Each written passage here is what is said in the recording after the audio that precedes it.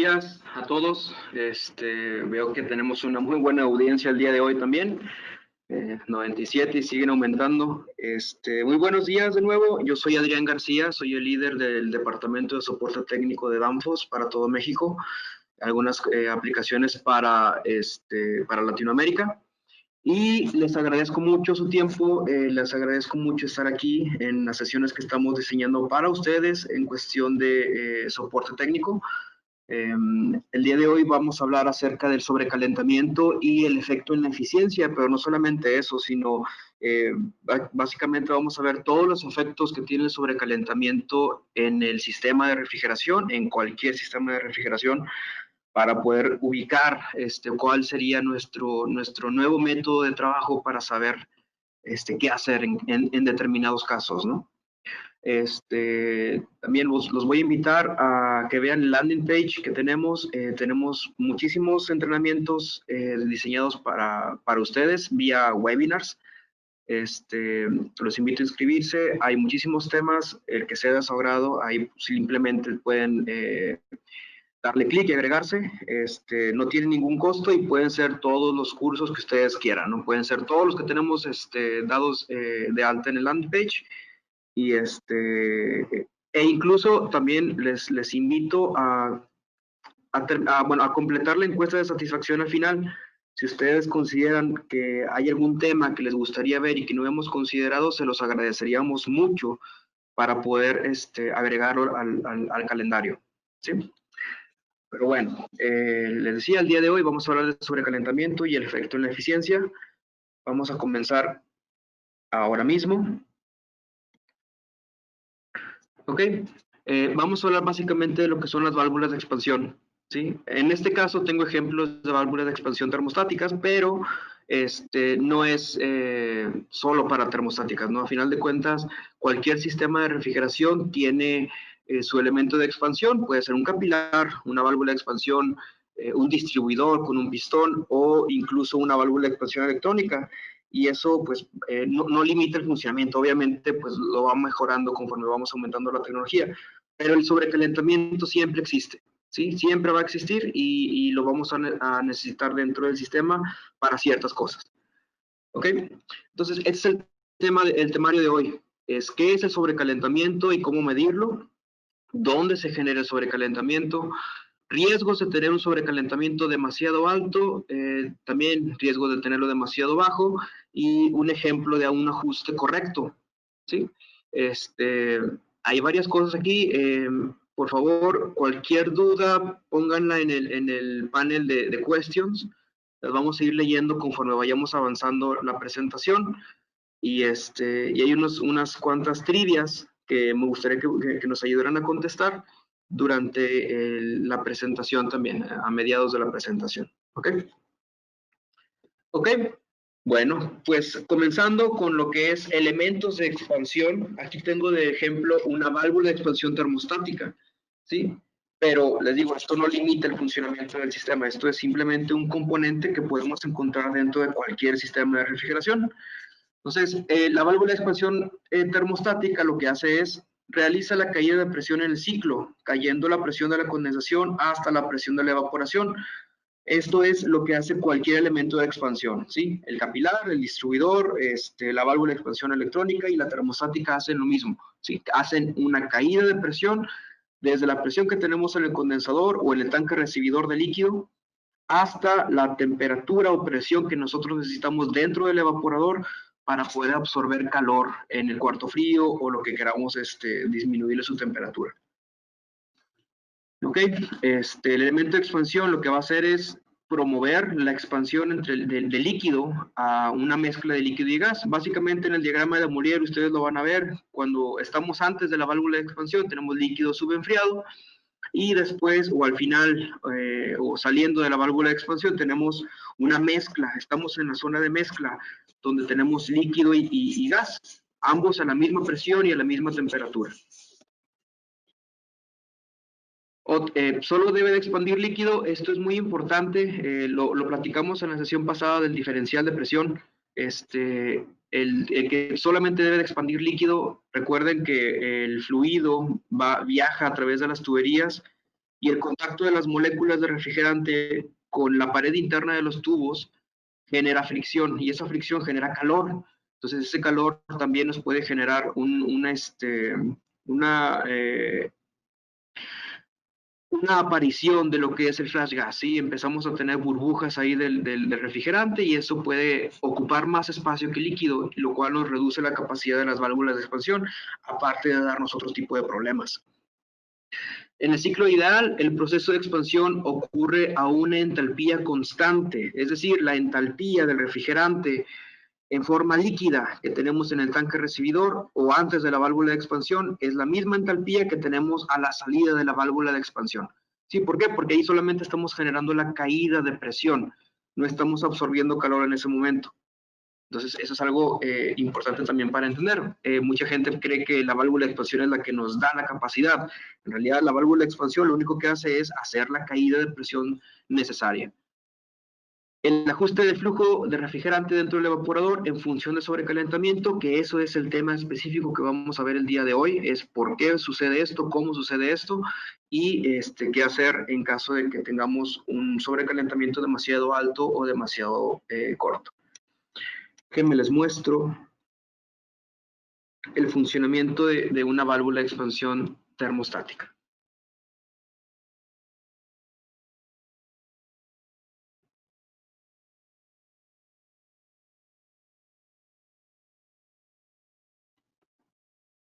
Estos son videos que tenemos en YouTube, ¿sí? Ustedes pueden agregar YouTube o seguir YouTube en la página de Danfoss.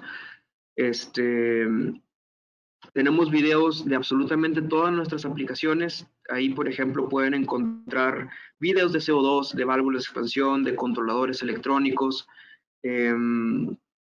de pues prácticamente todos nuestros componentes, incluso compresores. Sí, va a haber pláticas de compresores también que yo voy a estar dando próximamente. Entonces, ahí les recomiendo que le echen un vistazo a los videos que tenemos en YouTube para que vayan, digamos, familiarizándose con las tecnologías que vamos a estar viendo, sobre todo con lo que es velocidad variable y eh, sistemas de...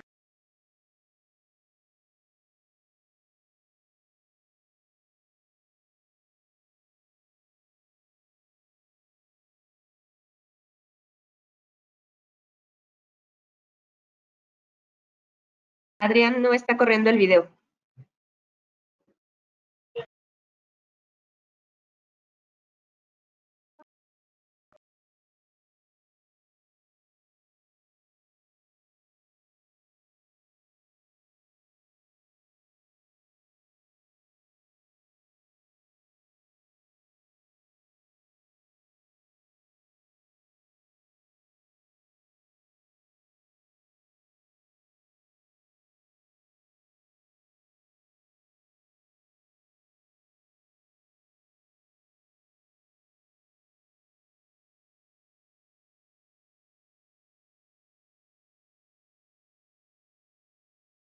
Ok, bueno, a final de cuentas lo que estoy mostrándoles es que la válvula de expansión actúa en tres fuerzas. El bulbo tiene un fluido que está específicamente diseñado para el refrigerante que ustedes van a utilizar, y ese bulbo, al evaporarse completamente el fluido que tiene adentro, genera una presión que va a empujar el diafragma de la válvula hacia abajo, y con eso vamos a vencer la fuerza o la presión que ejerce el resorte y la misma presión de la evaporación.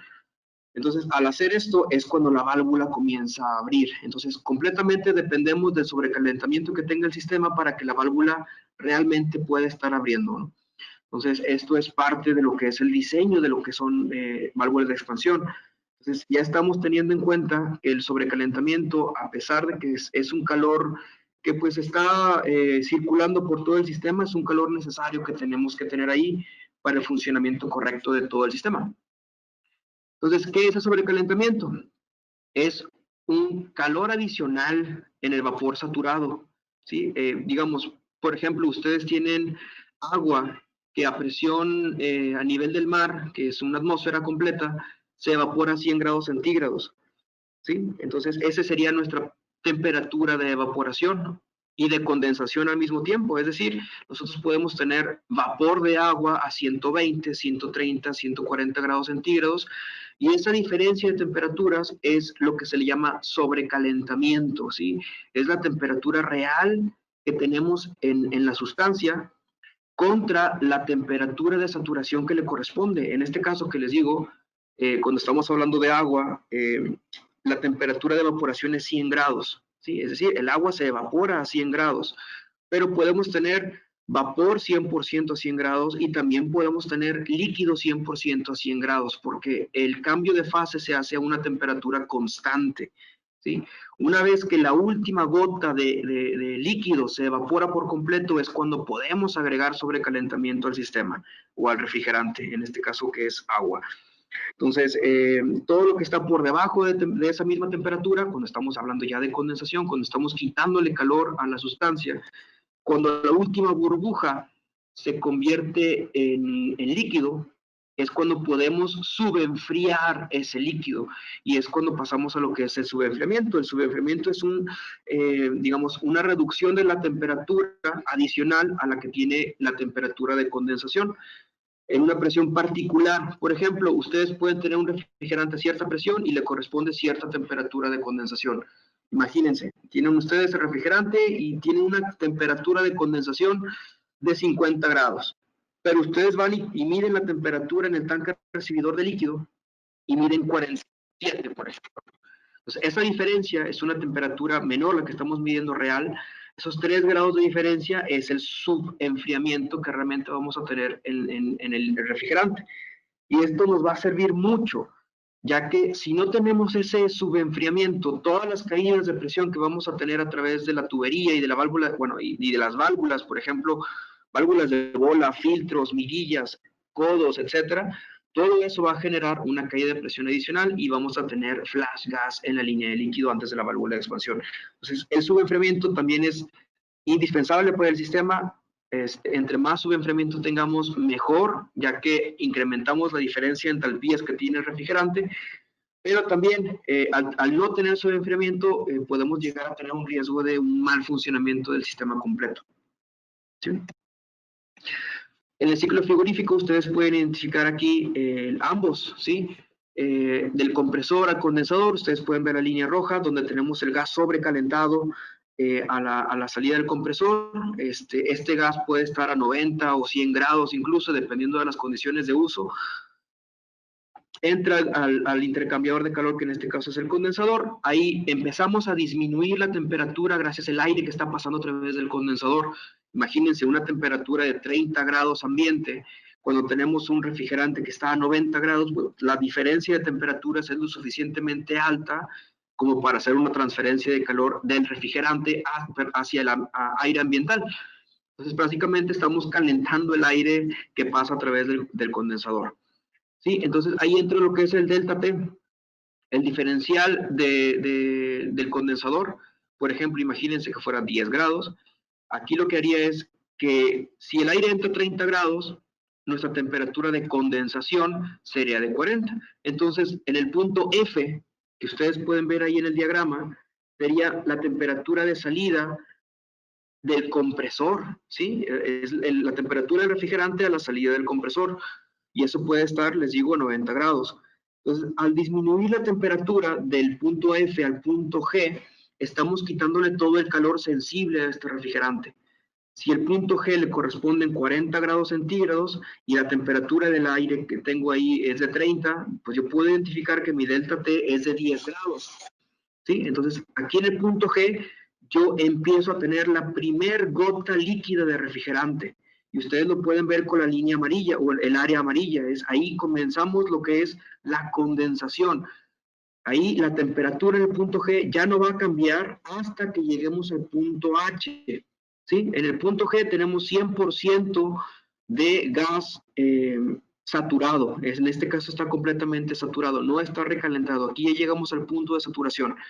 Cuando llegamos al punto H es cuando la última burbuja de gas se convierte en líquido. ¿Ok? A partir de aquí ya la temperatura puede seguir disminuyendo, ya que el cambio de fase ya se ha completado. Del punto H al punto A es lo que tenemos como subenfriamiento. Esto es solamente cuando ya tenemos líquido 100%, ¿sí? Entonces, a partir de aquí ya podemos subenfriar el refrigerante hasta el punto A, incrementamos un poquito ahí la diferencia de entalpías, y ahí es donde vamos a entrar a la válvula de expansión.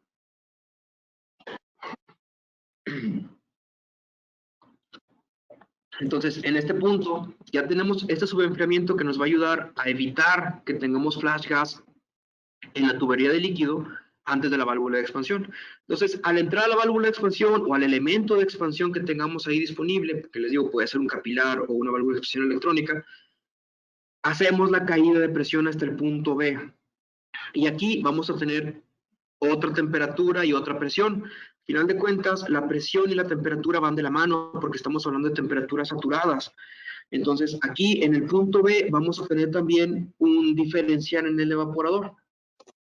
¿Ahí qué significa? Si, por ejemplo, nuestro cliente quiere una cámara frigorífica a 0 grados y nuestro delta T es de 10 grados, entonces mi refrigerante, para que pueda absorber calor de ese aire que está a 0 grados, pues tiene que estar 10 grados por debajo. ¿Sí? Entonces mi temperatura de evaporación sería de menos 10 grados centígrados en este refrigerante.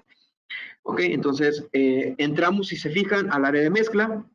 Aquí ya empezamos a tener algo de vapor, ya que dentro del área de mezcla tenemos, por ejemplo, en el punto B podríamos tener alrededor de un 80-90% de líquido y 10% de vapor.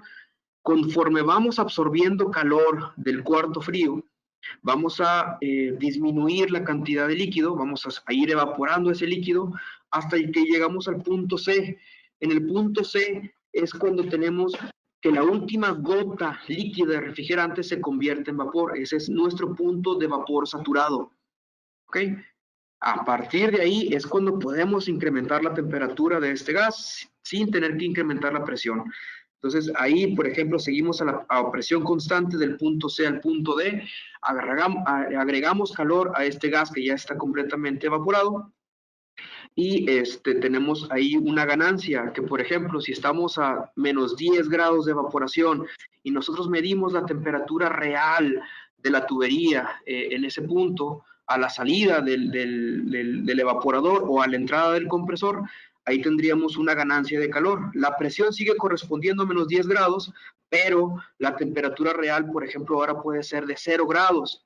Esa diferencia es mi recalentamiento, mi sobrecalentamiento o mi superheat. Las tres palabras son válidas para definir este calor. Una vez que llegamos al punto D, ahí entramos a lo que es el trabajo del compresor. Ahí lo que vamos a hacer es elevar la presión y la temperatura del refrigerante para volver a hacer el mismo ciclo de refrigeración. ¿Ok?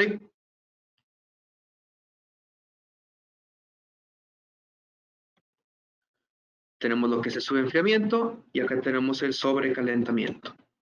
Ahora, ¿qué es el sobrecalentamiento? ¿Cómo se mide y dónde se mide? ¿Sí? El sobrecalentamiento, les digo otra vez, es el aumento de temperatura de un vapor. Si ya está completamente evaporado, ahí sí le puedo agregar calor sobre la temperatura de saturación que le corresponde a su presión particular. Entonces, aquí vamos a ver varios ejemplos porque la verdad es que esto, explicar el diagrama de Molière no es completamente sencillo. Aquí, por ejemplo, ustedes van a ver este tipo de diagramas de Molière en todos los sistemas de refrigeración que tengan un compresor y funcionen con gas refrigerante, ¿sí? Aquí este es el ciclo inverso de Carnot. Vamos a ver que, por ejemplo, de 1 a 2 es el compresor, de 2 a 3 es el condensador y de 3 a 4 es la válvula de expansión. El de 4 a 1 es el volver a hacer el ciclo, que es la evaporación, y entramos al compresor otra vez. Este diagrama lo van a ver diferente en cada refrigerante, diferente en cada sistema, de acuerdo a las presiones y condiciones de uso, ¿sí? No es lo mismo ver un diagrama de Molière de 410A contra uno de R22, las presiones son completamente diferentes. Ya lo vimos en el seminario de la vez anterior del delta P, cómo va cambiando el diferencial de presión que se genera con diferentes refrigerantes y lo que tiene que ser la válvula de expansión. Entonces, nuestro sobrecalentamiento siempre va a ser la diferencia que tengamos de la línea de saturación hasta la temperatura real que tengamos, ya sea a la salida del evaporador o a la entrada del compresor. El subenfriamiento es lo opuesto. Básicamente es cuando ya tenemos el líquido completo, ahí le quitamos calor adicional y es cuando vamos a obtener una temperatura menor a la que le corresponde en su línea saturada. ¿Ok? Aquí, por ejemplo, ustedes van a ver en un futuro este tipo de sistemas explicados, pero con CO2. ¿Sí? Este es nuestro punto crítico. Es lo que es la parte más alta de lo que es el diagrama de mezcla, es el punto crítico. Por debajo de este punto crítico, todos nuestros sistemas son, como tal, son subcríticos. Cuando estamos por encima se llama transcríticos y aquí ocurre un efecto diferente, que no hay condensación, sino un enfriamiento de gases, ¿no? Pero ese es un tema aparte. Aquí en estos casos siempre vamos a tener condensación. Con todos los refrigerantes normales que estamos utilizando, R22 todavía, 404, 410, 134 y los nuevos que vienen en camino, siempre vamos a obtener sistemas subcríticos de funcionamiento normal. ¿Sí? Entonces, el subenfriamiento algunas veces se le conoce también como subenfriamiento natural al que se tiene a la salida del condensador. Algunas otras veces podemos usar un intercambiador de calor de placas para incrementar el subenfriamiento y eso nos va a ayudar a tener una mayor eficiencia en los sistemas. Quiero que observen este punto. El punto 3S sería a la salida exacta del condensador, es decir, aquí tengo la condensación al 100% de este refrigerante. Si yo no tengo uso de enfriamiento adicional a esto, lo que voy a hacer es hacer la caída de presión en este punto hasta la presión que tengo en el evaporador. ¿Sí?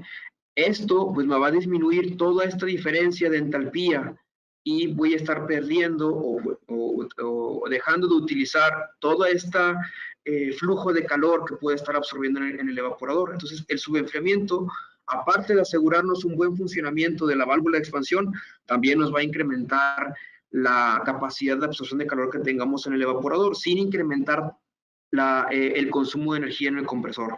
Entonces, al hacer esto, incrementamos el COP del sistema inmediatamente de una manera pues, prácticamente sencilla.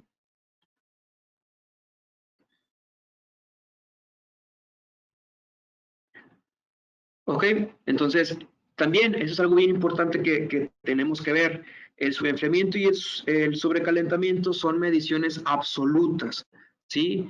Normalmente vemos en los diagramas que lo miden, por ejemplo, 20 grados Fahrenheit, 10 grados centígrados de sobrecalentamiento, y a veces no podemos interpretarlo correctamente. O, por ejemplo, en este caso que nos marca Kelvin, en realidad lo correcto para medirlo sería utilizar grados Kelvin, ya que estamos hablando de una diferencia absoluta de temperaturas. ¿Sí? Por ejemplo, aquí, de menos 30 a, por ejemplo, menos 21, hay 9 grados de diferencia. ¿Sí? 9 grados de diferencia sería mi subenfriamiento o mi sobrecalentamiento en este sistema. ¿Sí? Por ejemplo, acá tengo desde menos 6 hasta 3 grados centígrados. Aquí, por ejemplo, es desde menos 6, prácticamente lo que son saltos de ranita, de menos 6 hasta 3 grados centígrados, son 9 también. Entonces, eso es una diferencia absoluta, porque hay veces en que la gente puede interpretar mal este valor, porque, por ejemplo, algunas veces decían, oye, tengo 40 grados Fahrenheit de sobrecalentamiento, y eso inmediatamente lo convertían a centígrados y le saldría, por ejemplo, 3 grados, 3.5 grados centígrados de sobrecalentamiento, y eso no es real, ¿sí? No se puede convertir de una forma a otra cuando tenemos valores absolutos. Para poder medir el sobrecalentamiento o el subenfriamiento en diferentes unidades, tenemos que hacerlo con la diferencia total.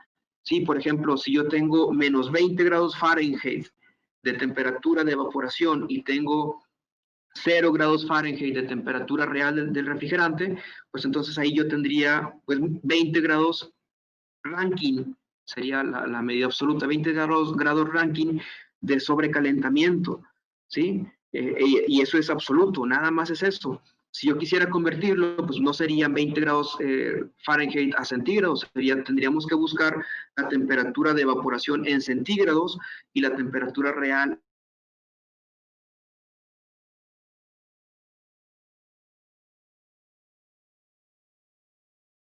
en centígrados para poder nosotros identificar cuál es la unidad de medición, ¿sí? Pero quiero que recuerden esto, estos son diferencias absolutas. Es algo bien importante de entender al momento de estar en campo y medir estos valores. Ahora tenemos la primera trivia. No sé si me puedes ayudar ahí a poner la primera trivia y vamos a dar 2 minutos para que se pueda contestar.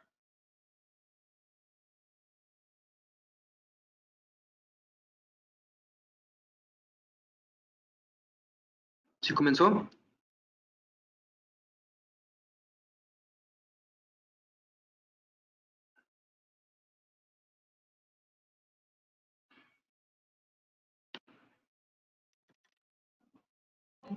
Está cargando, Adrián. Ok. Es la trivia 1, ¿correcto? Exactamente, la trivia 1. Listo. Listo. Ok, vamos a dar 2 minutos para poder contestar esta trivia. Es muy sencillita. Nada más para ver cómo estamos, ¿no? Mientras voy a ir viendo algunas de las preguntas que tenemos en el panel. A ver, vamos, ¿cómo se determina sobrecalentamiento con los refrigerantes que tienen deslizamiento de temperatura muy alto? Ahorita lo vamos a ver ejemplos de deslizamiento, sobre todo en el 407C, que es el que tiene más deslizamiento. En un intercambiador de placas, ¿qué sobrecalentamiento es el permitido? Ahí depende completamente del intercambiador y del sistema. Sí, si por ejemplo tu intercambiador está muy cerquita del compresor, sí te recomendaría que fuera un recalentamiento de por lo menos 10 Kelvin o 10 centígrados para que no tengas riesgo de que le llegue líquido al compresor. Pero pues, también depende de las condiciones y de la válvula de expansión que vayas a utilizar. Buenos días, en el caso de subenfriamiento, ¿cuál es lo recomendable? ¿Conectar la salida del condensador directo a la entrada del serpentil de subenfriamiento o conectar la salida del condensador hacia el recibidor del refrigerante y luego la salida del recibidor de líquido hacia el serpentil de subenfriamiento? Yo te recomendaría sacar el líquido ya después del recibidor, ¿sí? Porque a la salida del condensador, si no tienes un subenfriamiento completo, puedes llegar a tener partes de líquido. Entonces ya en el tanque recibidor ya tienes dividido por gravedad el líquido del gas y por pura gravedad puedes sacar líquido del tanque y subenfriarlo ya para que se vaya a la válvula de expansión. ¿Qué es el COP del sistema? Muy buena pregunta. El COP del sistema es el Coefficient of Performance, o en inglés, y en español se le dice coeficiente de desempeño. Por ejemplo, en Europa se manejan kilowatts de enfriamiento y kilowatts de energía eléctrica. Entonces, el COP allá sería cuántos kilowatts de enfriamiento estoy produciendo por cada kilowatt que estoy pagándole a la compañía de luz. ¿Sí? Entre más alto sea ese número, pues más eficiente es mi sistema. De este lado, en Latinoamérica o en América, tenemos el EER también, que es una medida similar, solamente que medimos BTUs o miles de BTUs entre kilowatts. ¿Sí? Ahí nos estaríamos dando cuenta de cuántos miles de BTUs estamos produciendo por cada kilowatt que le pagamos a la compañía de energía. ¿Sí? Entre más alto sea ese valor, más eficiente es mi sistema. Al aumentar el subenfriamiento, ¿no deberíamos aumentar el tamaño del evaporador? ¿O se puede usar un mismo tamaño de evaporador y subir su capacidad aumentando su enfriamiento? No es tanto así. A final de cuentas tenemos que ver cómo va a desempeñarse ese evaporador. ¿Sí? La diferencia de entalpías es multiplicada por el flujo de masa y eso con eso vamos a encontrar cuánto calor realmente estamos absorbiendo o debemos absorber en el evaporador. Si el evaporador se queda corto, pues tal vez tendríamos que considerar uno de una dimensión un poquito mayor. Pero la ventaja aquí sería que con más o menos el mismo sistema podemos tener una eficiencia mucho mayor. El evaporador normalmente no cambia porque incluso si tenemos un subenfriamiento mecánico forzado, por ejemplo, un economizador, ahí lo que estamos haciendo es aumentar todavía más la diferencia de entalpías pero estamos disminuyendo también el flujo de masa que pasa a través del evaporador. En lo que es el economizador, más o menos como un 30% se va de regreso al compresor y solamente el 70% o a veces menos del flujo de masa se va hacia el evaporador. Entonces ya cuando lo multiplicamos por la diferencia de entalpías, ahí ya podemos tener, pues que tenemos una eficiencia todavía mayor y una capacidad de absorción de calor mayor, pero sin tener todo el flujo completo hacia el evaporador. ¿Cómo calculan los estados termodinámicos de fase líquido en el caso de subenfriado? En los estados termodinámicos, te refieres a las fases, pues básicamente sería, por ejemplo, cada refrigerante tiene sus propias, sus propias tablas, ¿no? Y esas tablas nos van a dar las propiedades. Entonces, si yo tengo el refrigerante a cierta presión y cierta temperatura, yo puedo encontrar qué entalpía, qué entropía y qué otros datos tengo del refrigerante a esa condición. Entonces, básicamente yo estaría viendo a la entrada del compresor, a la salida del condensador, antes de la válvula de expansión, después presión y temperatura, y puedo saber cuál es la entalpía completa en cualquiera de los puntos del sistema, ¿no? Entonces, ahí, por ejemplo, hay varios softwares en línea que te pueden ayudar a encontrar todos los estados termodinámicos, ¿sí? Nada más tú tienes que identificar si estás en área de líquido subenfriado, si estás en área de vapor sobrecalentado o si estás dentro del área de mezcla. Ya identificando eso, tú le pones temperaturas, presiones y te va a dar pues todos los datos termodinámicos, incluso el volumen específico, densidad, les decía, entalpía, entropía, etcétera. Todo eso lo van a encontrar en diferentes softwares. De hecho, en el software de Danfoss que tenemos, que se llama Cool Selector, también ustedes ponen las condiciones y les va a salir un diagrama de Molière explicando con el refrigerante que seleccionaron todas las presiones, temperaturas, entalpías, entropías y densidad o volumen específico del refrigerante en todos los puntos donde se pueda medir. ¿Sí? Bueno, ya se pusieron los resultados. No sé si me puedas ayudar a ver los resultados porque no veo. Sí, Adrián, claro que sí. El 11% nos dice que sí, el 14% nos dice que no y un 75% nos indica que ambos son peligrosos. Excelente, sí, básicamente ambos son peligrosos y ahorita vamos a ver la explicación del por qué son peligrosos. Ok, vamos a continuar.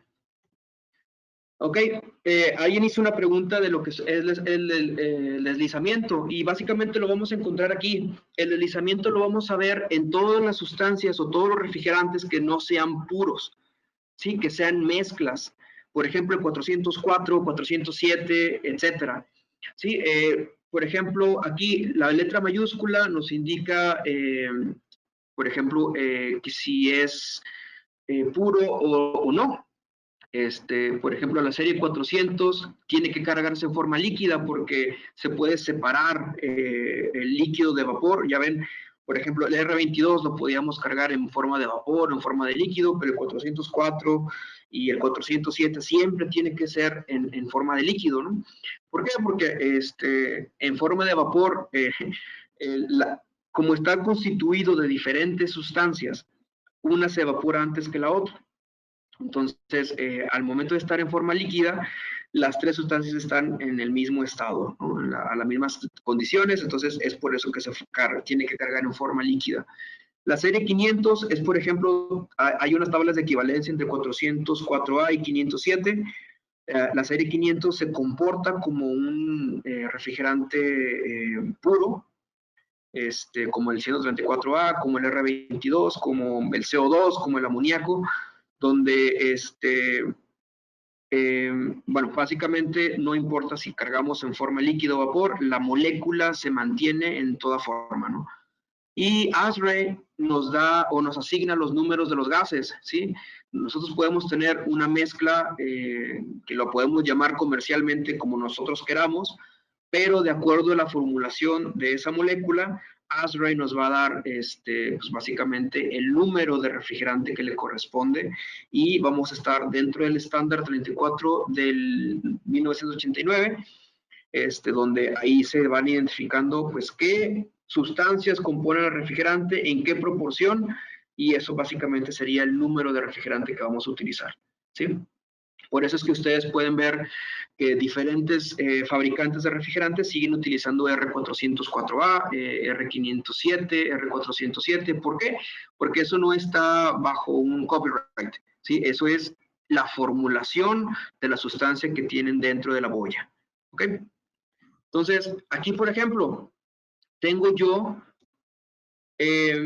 la regla de refrigerantes. Esto ya mucha gente no lo utiliza porque ya tenemos herramientas digitales, pero es muy interesante ver cómo utilizar ese tipo de herramientas también cuando no tenemos acceso a alguna de las herramientas digitales. Entonces, por ejemplo, aquí yo tengo 407C, este es un ejemplo de 250 libras. A 250 libras yo puedo obtener dos tipos de temperaturas, ¿sí? Aquí lo que hacemos es buscar el refrigerante, buscar si queremos en dew point, que es el punto de rocío, o bubble point, que es punto de burbuja. Buscamos la presión que estamos ahí teniendo y encontramos la temperatura que le corresponde a esa presión, ¿sí? Aquí, por ejemplo, con 407C, yo puedo tener a 250 libras, puedo tener 47 grados centígrados de punto de rocío y 42 grados centígrados de punto de burbuja. Son 5 grados de deslizamiento. Si ustedes ven el iconito, déjenme los muestro aquí con el Spotlight. El iconito nos muestra el diagrama de Molière. Y estas líneas adicionales que están en forma inclinada, esto es lo que se conoce como deslizamiento de refrigerante, ¿sí? Básicamente es una desviación a la presión y temperatura saturada que normalmente vamos a tener, ¿ok? Entonces, aquí hay varias formas de verlo. Por ejemplo, para seleccionar compresores, para seleccionar elementos así, donde vamos a tener del lado de la línea de saturación de vapor, pues se utiliza el dew point. Y por ejemplo, para las válvulas de expansión, normalmente utilizamos también dew point, pero en algunos casos pudiéramos seleccionar bubble point o punto de burbuja para saber exactamente en dónde comienza a evaporarse el refrigerante. Sobre todo en selección y diseño de evaporadores, esto es muy útil. Entre mayor sea el deslizamiento o el glide que tenga el refrigerante, más eficiente va a ser el evaporador, ¿sí? Debido a que, pues bueno, las sustancias que tienen este refrigerante se evaporan a diferentes condiciones. Entonces, eso ayuda a que la eficiencia del evaporador aumente y con menos área de transferencia de calor podemos llegar a tener la misma transferencia de calor que con un evaporador un poquito más grande, ¿no? Ok, entonces, esto es un ejemplo, así se utiliza la tabla de refrigerantes manual. Y también tenemos lo que es las herramientas digitales. Esa es la aplicación móvil de regla de refrigerantes que tenemos con Danfoss. Esa la pueden encontrar tanto en iOS como en Android. Se llama así, Refrigerant Rule o regla de refrigerantes.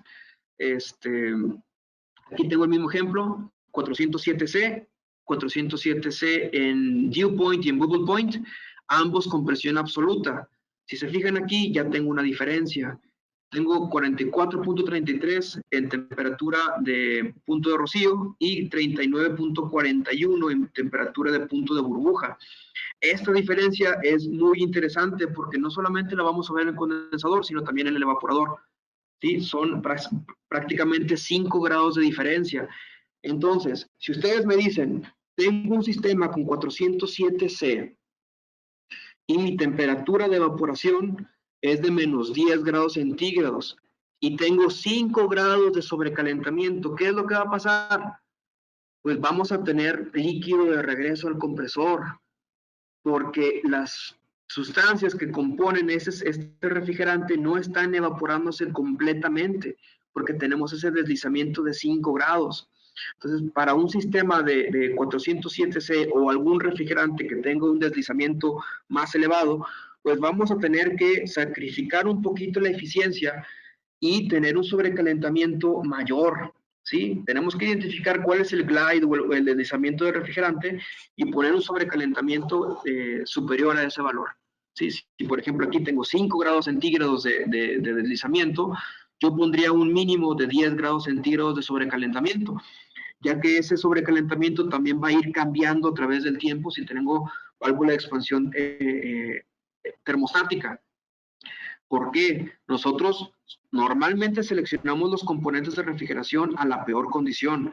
Si, por ejemplo, ustedes van y miden el sobrecalentamiento aquí, por ejemplo, en la zona norte, en Monterrey, un día de verano a 45 grados centígrados de temperatura ambiente y ven que hay, por ejemplo, 7 grados de sobrecalentamiento en los evaporadores, es muy probable que en invierno o en un día que de repente haga frío y baje la temperatura a, por ejemplo, 10, 15 grados, ese sobrecalentamiento cambie, ¿sí? Y ese sobrecalentamiento ya no van a ser esos 7 grados que habíamos medido en el verano, van a ser pues menos. Y si, por ejemplo, ustedes tienen 407C y tienen 3 grados de sobrecalentamiento, pues en algún momento van a dañar el compresor por golpe de líquido o por falta de lubricación, ya que el líquido puede llegar a diluirse en el aceite. Sí, esto es bien importante. Identificar el glide y también saber si estamos midiendo la presión en absoluta o en manométrica o relativa. ¿Cuál es la diferencia? Presión absoluta suma lo que es la presión atmosférica, ¿sí? Es presión absoluta realmente, es los 14.7 libras que yo pueda tener de atmósfera estándar afuera, o digamos a presión ambiente, más la presión que yo estoy midiendo con el manómetro. Si ustedes toman un manómetro ahorita, van a ver que las agujas les va a mandar o les va a marcar 0. ¿Por qué? Porque eso mide presión manométrica o relativa, ¿sí? No está midiendo la presión atmosférica. Cuando ustedes conectan el manómetro a la tubería y les da cierta presión, esa presión está por encima de la presión atmosférica.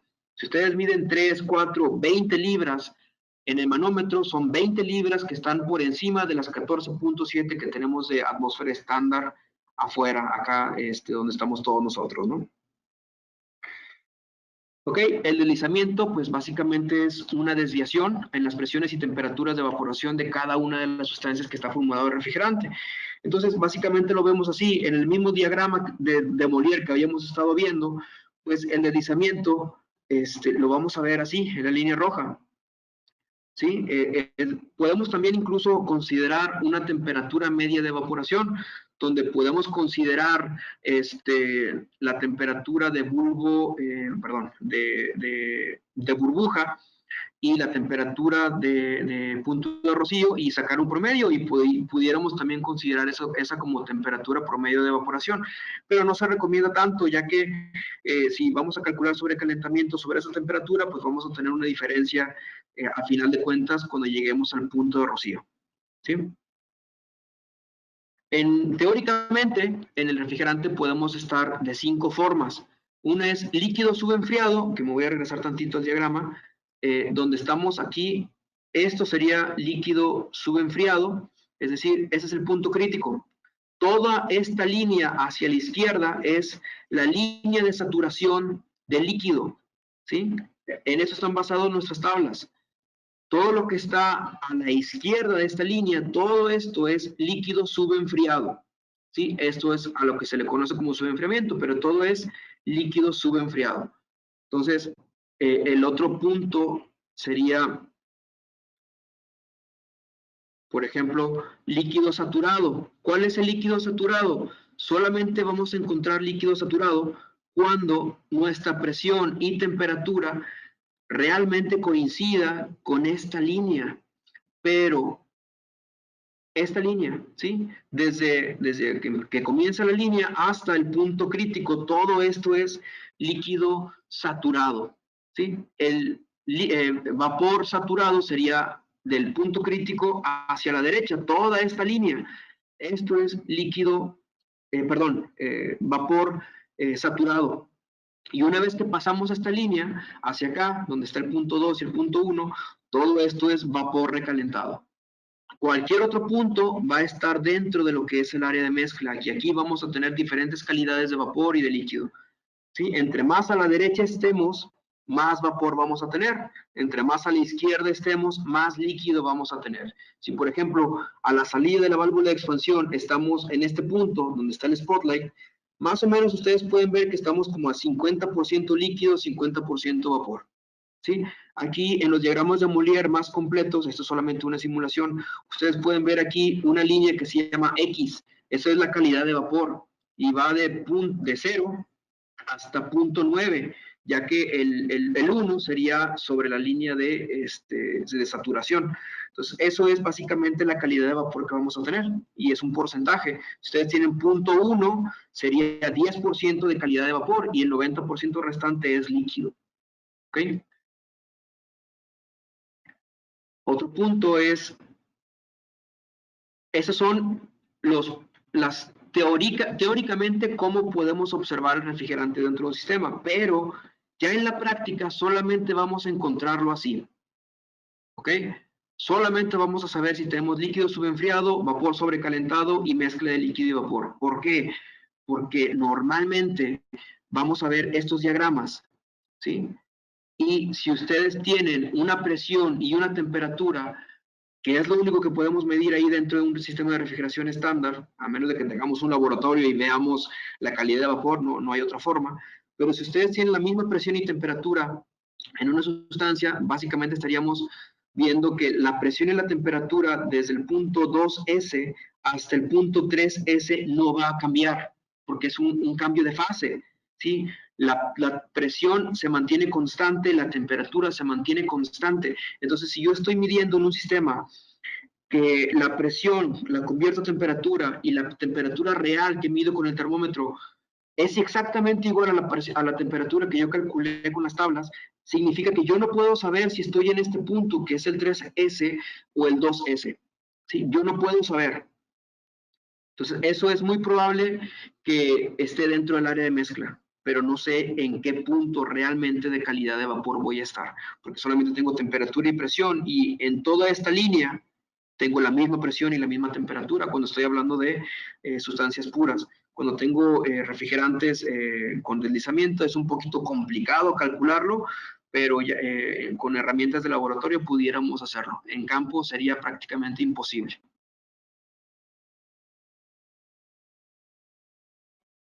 ¿Ok? Ahora, ¿cómo mido y dónde mido el sobrecalentamiento? Vamos a necesitar 3 herramientas. El manómetro, un termómetro, bueno, aquí se muestra uno, pero yo les recomiendo uno de Thermopar, que pueden conseguir en cualquier tienda electrónica, y las tablas de refrigerante, ¿sí? Esas son las 3 herramientas que necesitamos forzosamente nosotros como frigoristas, ¿sí?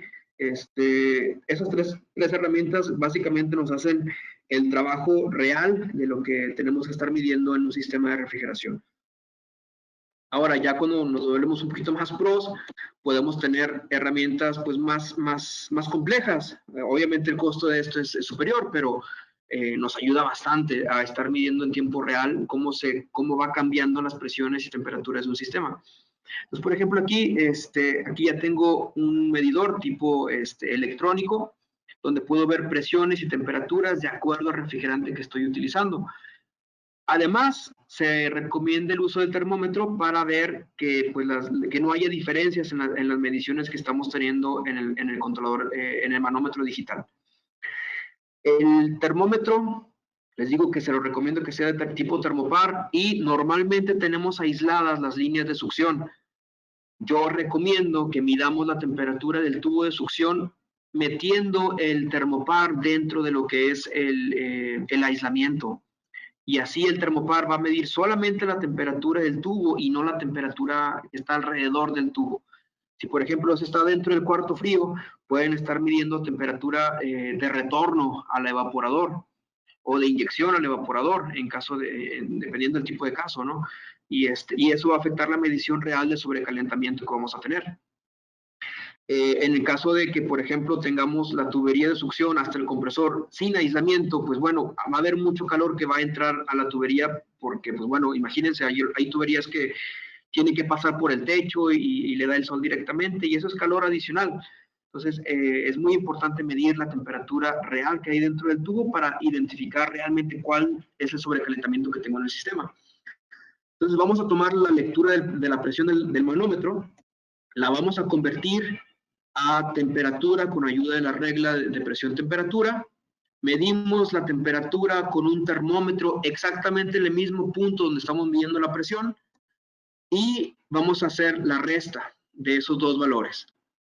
¿Ok? Básicamente lo vamos a ver así. Es un sistema muy, muy sencillo. Aquí tenemos la válvula de expansión termostática. Aquí, por ejemplo, ustedes pueden ver, tenemos el bulbo que va conectado a la salida del evaporador para poder hacernos la apertura de esta válvula. Tenemos la inyección de líquido que va a través de todo el evaporador y conforme va evaporándose este líquido, pueden ver cómo se va difuminando el color azul hasta tener completamente vapor recalentado. Aquí tenemos la conexión del ecualizador. En la sesión anterior vimos la importancia que tiene este ecualizador, de qué efecto tiene el funcionamiento correcto hacia la presión que genera sobre el diafragma para poder hacer el funcionamiento correcto de la válvula. Entonces aquí yo conecto el manómetro y voy a convertir esta presión que voy a medir con las tablas de temperatura. En un ejemplo, digamos, todavía seguimos utilizando este refrigerante. Entonces, por ejemplo, yo puedo tener aquí el manómetro, mido 36 libras manométricas. Esta G significa gauge, que es manométrico. Si ustedes ven PSI-A, significa presión absoluta en libras por pulgada cuadrada.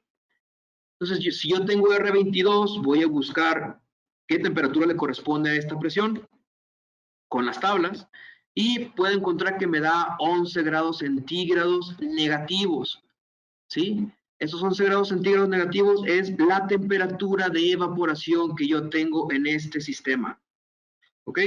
Entonces, voy a utilizar después lo que es el termómetro.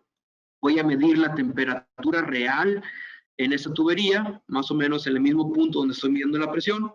Y por ejemplo aquí ya tengo una temperatura de menos 4 grados centígrados. ¿Ok? Entonces esta diferencia va a ser mi sobrecalentamiento, mi superheat, o mi recalentamiento, ¿sí? El sobrecalentamiento aquí lo indicamos, es la temperatura real medida en grados centígrados menos la temperatura de saturación correspondiente a la presión. Yo tengo menos 4 y menos 11. La respuesta es 7 Kelvin. Ustedes pueden decirlo también, desde menos 11 hasta menos 4, cuántos grados hay. Básicamente es esto, son 7 grados Kelvin, que es de diferencia absoluta de sobrecalentamiento en este sistema que estoy midiendo aquí. ¿Ok? Entonces tengo otro video aquí, esperamos que este video no tenga problemas. Me se los muestro.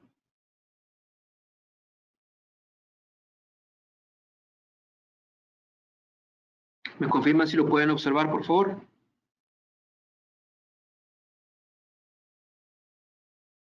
Está cargando el video, Adrián.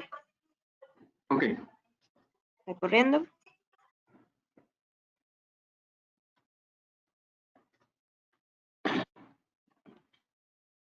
Este video también está en YouTube y es parte de lo que es el sistema de entrenamiento que tiene Danfoss. Esta herramienta lo pueden descargar en sus celulares y pueden encontrar ahí, por ejemplo, una herramienta muy, muy útil y muy sencilla para poder hacer las mediciones de sobrecalentamiento en el sistema. Sí, es una herramienta muy, muy sencilla y pues facilita las cosas a veces, ¿no? Si lo pueden observar o no. Sigue cargando.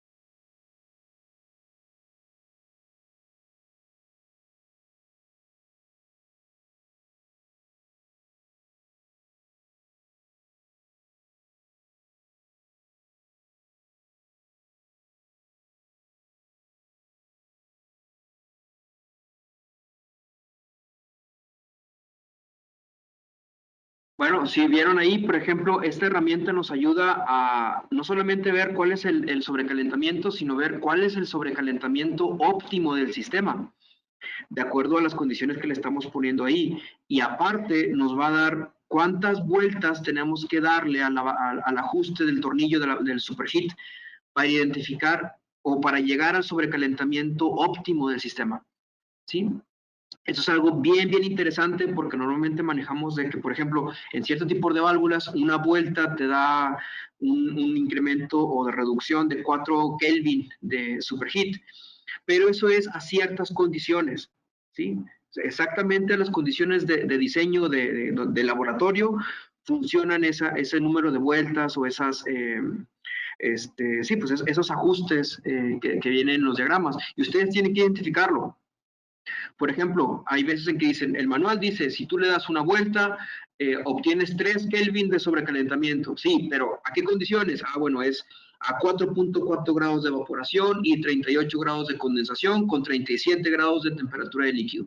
¿Sí? Esos son los valores que tenemos que tomar en cuenta para saber cómo va a comportarse la válvula. Si ustedes tienen, por ejemplo, menos 20 grados centígrados de evaporación y 50 de condensación, pues bueno, el ajuste no va a ser exactamente igual, no van a ser los mismos 3, los mismos 4 grados que dice el manual, va a ser diferente, porque en el manual está calculado a ciertas condiciones, ¿sí? Y recuerden, el sobrecalentamiento es solamente una de las fuerzas que actúa sobre la válvula, las otras son la presión de la evaporación y el resorte, ¿ok? Ahora, ¿cuál es la diferencia entre el sobrecalentamiento del evaporador y el sobrecalentamiento del sistema? Es una pregunta bien interesante también, porque no solamente vamos a ver aquí que el sobrecalentamiento afecta la eficiencia en el sistema, sino que también podemos llegar a dañar el compresor si no controlamos el sobrecalentamiento a la entrada del compresor. Entonces, el principio de funcionamiento, ya lo hemos mencionado, es el uso de 3 fuerzas. La presión que ejerce el bulbo, el fluido que está dentro del bulbo, se evapora por completo de acuerdo al sobrecalentamiento que se tenga a la salida del evaporador y ejerce una fuerza sobre el diafragma. Este diafragma recibe otras 2 fuerzas, que son la presión del resorte y la presión de la evaporación, hacia arriba. Entonces, para que la válvula abra, tiene que haber suficiente presión en el bulbo para poder empujar el diafragma hacia abajo y hacer que el cono pueda bajar y dejar pasar refrigerante. Entre más presión tengamos en el bulbo, más va a abrir la válvula.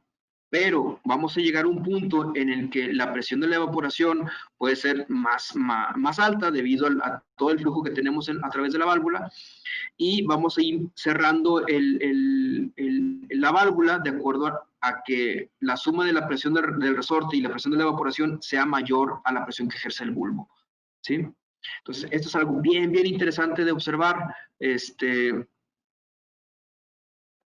Ahí está. Tenemos en equilibrio, las 3 fuerzas están en equilibrio ahí, es decir, la presión del bulbo es igual a la suma de la presión del resorte más la presión del evaporador. En apertura tenemos la presión del bulbo es mayor a la suma del resorte y de la evaporación. Y en cierre es cuando la presión de la evaporación y la presión del resorte unidas son mayores a la presión que ejerce el bulbo. ¿Ok?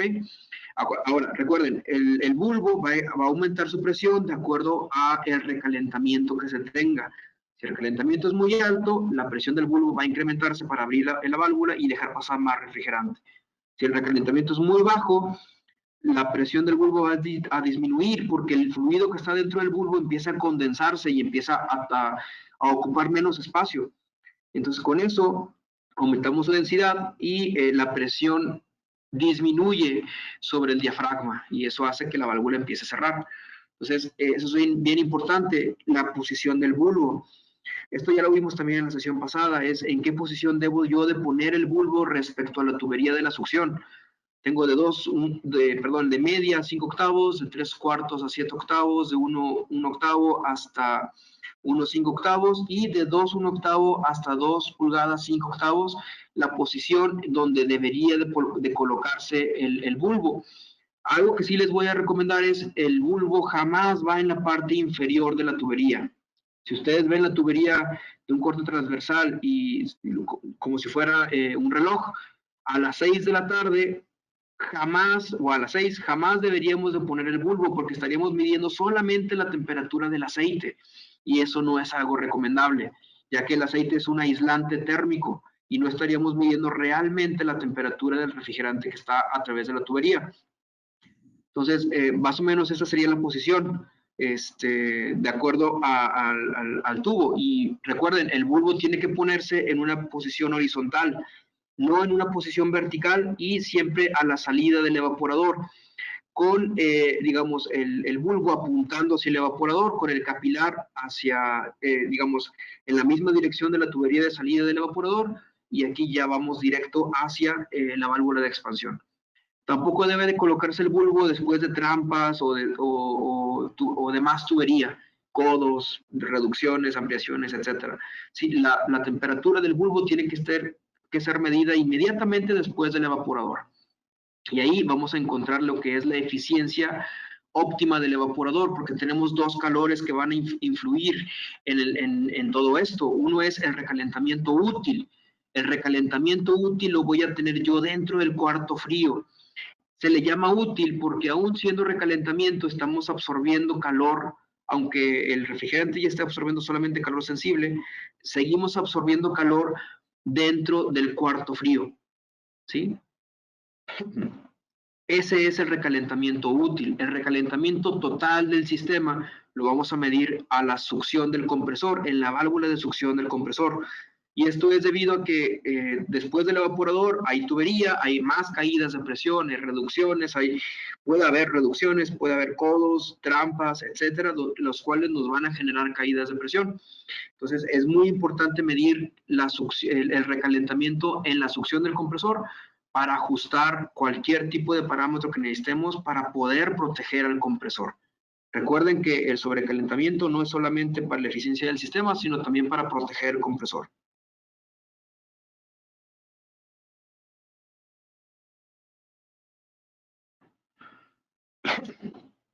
Aquí lo que les comentaba ahorita, de que hay tablas donde nos indica cuántas vueltas tenemos que darle al tornillo del ajuste de la válvula de expansión para saber cuántos grados le estoy cambiando en el sobrecalentamiento.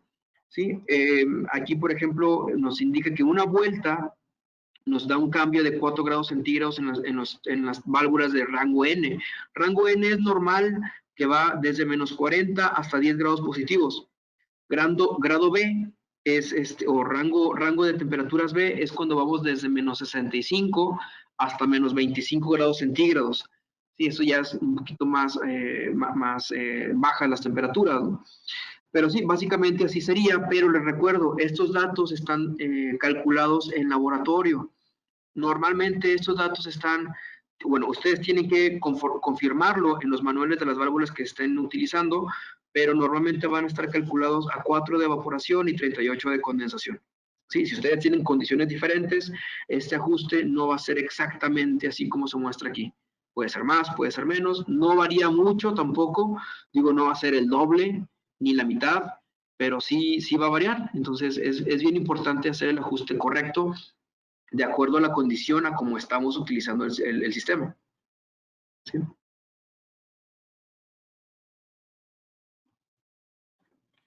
Tenemos la segunda trivia. ¿Me puedes ayudar a ponerla, por favor? Y dejamos 2 minutos nada más para contestarlo. Claro que sí, Adrián.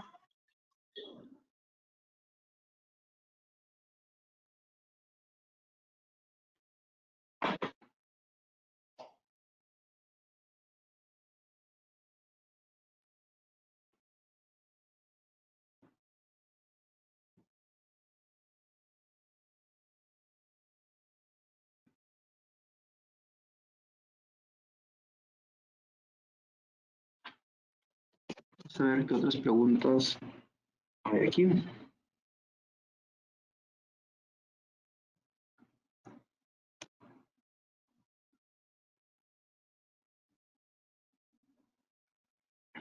A ver.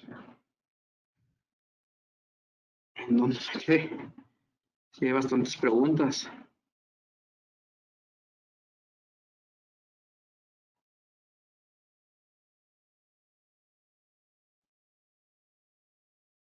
A ver, creo que nos quedamos aquí. Ricardo Pariona decía cómo es necesario aislar el bulbo de la válvula de expansión termostática. Es necesario, no es completamente obligatorio, pero sí es una muy buena recomendación para que el bulbo pueda medir solamente la temperatura del tubo y no la temperatura del cuarto frío. Sí, sí lo recomiendo bastante. Buenos días, Inge Adrián. Es necesario, bueno, que para determinar el subenfriamiento en condensadores de aire es igual a los condensadores evaporativos. Es lo mismo. Básicamente tenemos que ver qué presión tenemos, convertimos a temperatura y medimos la temperatura real. Y ahí, por ejemplo, ya lo podrías hacer sobre el mismo, medir la temperatura ya después del tanque recibidor o en el tanque recibidor. Ahí para que veas realmente cuánto subenfriamiento tienes. O si lo puedes medir antes de la válvula de expansión, también sería algo interesante. ¿De qué modo se calcula el COP? Parte no me quedó muy clara. Ah, bueno, básicamente ustedes tienen que ver cuánto frío están produciendo, entre cuánto, y lo van a dividir entre todos los kilowatts de consumo de energía que van a tener. Cuando ustedes van a seleccionar compresores, hay mucho software, ¿sí?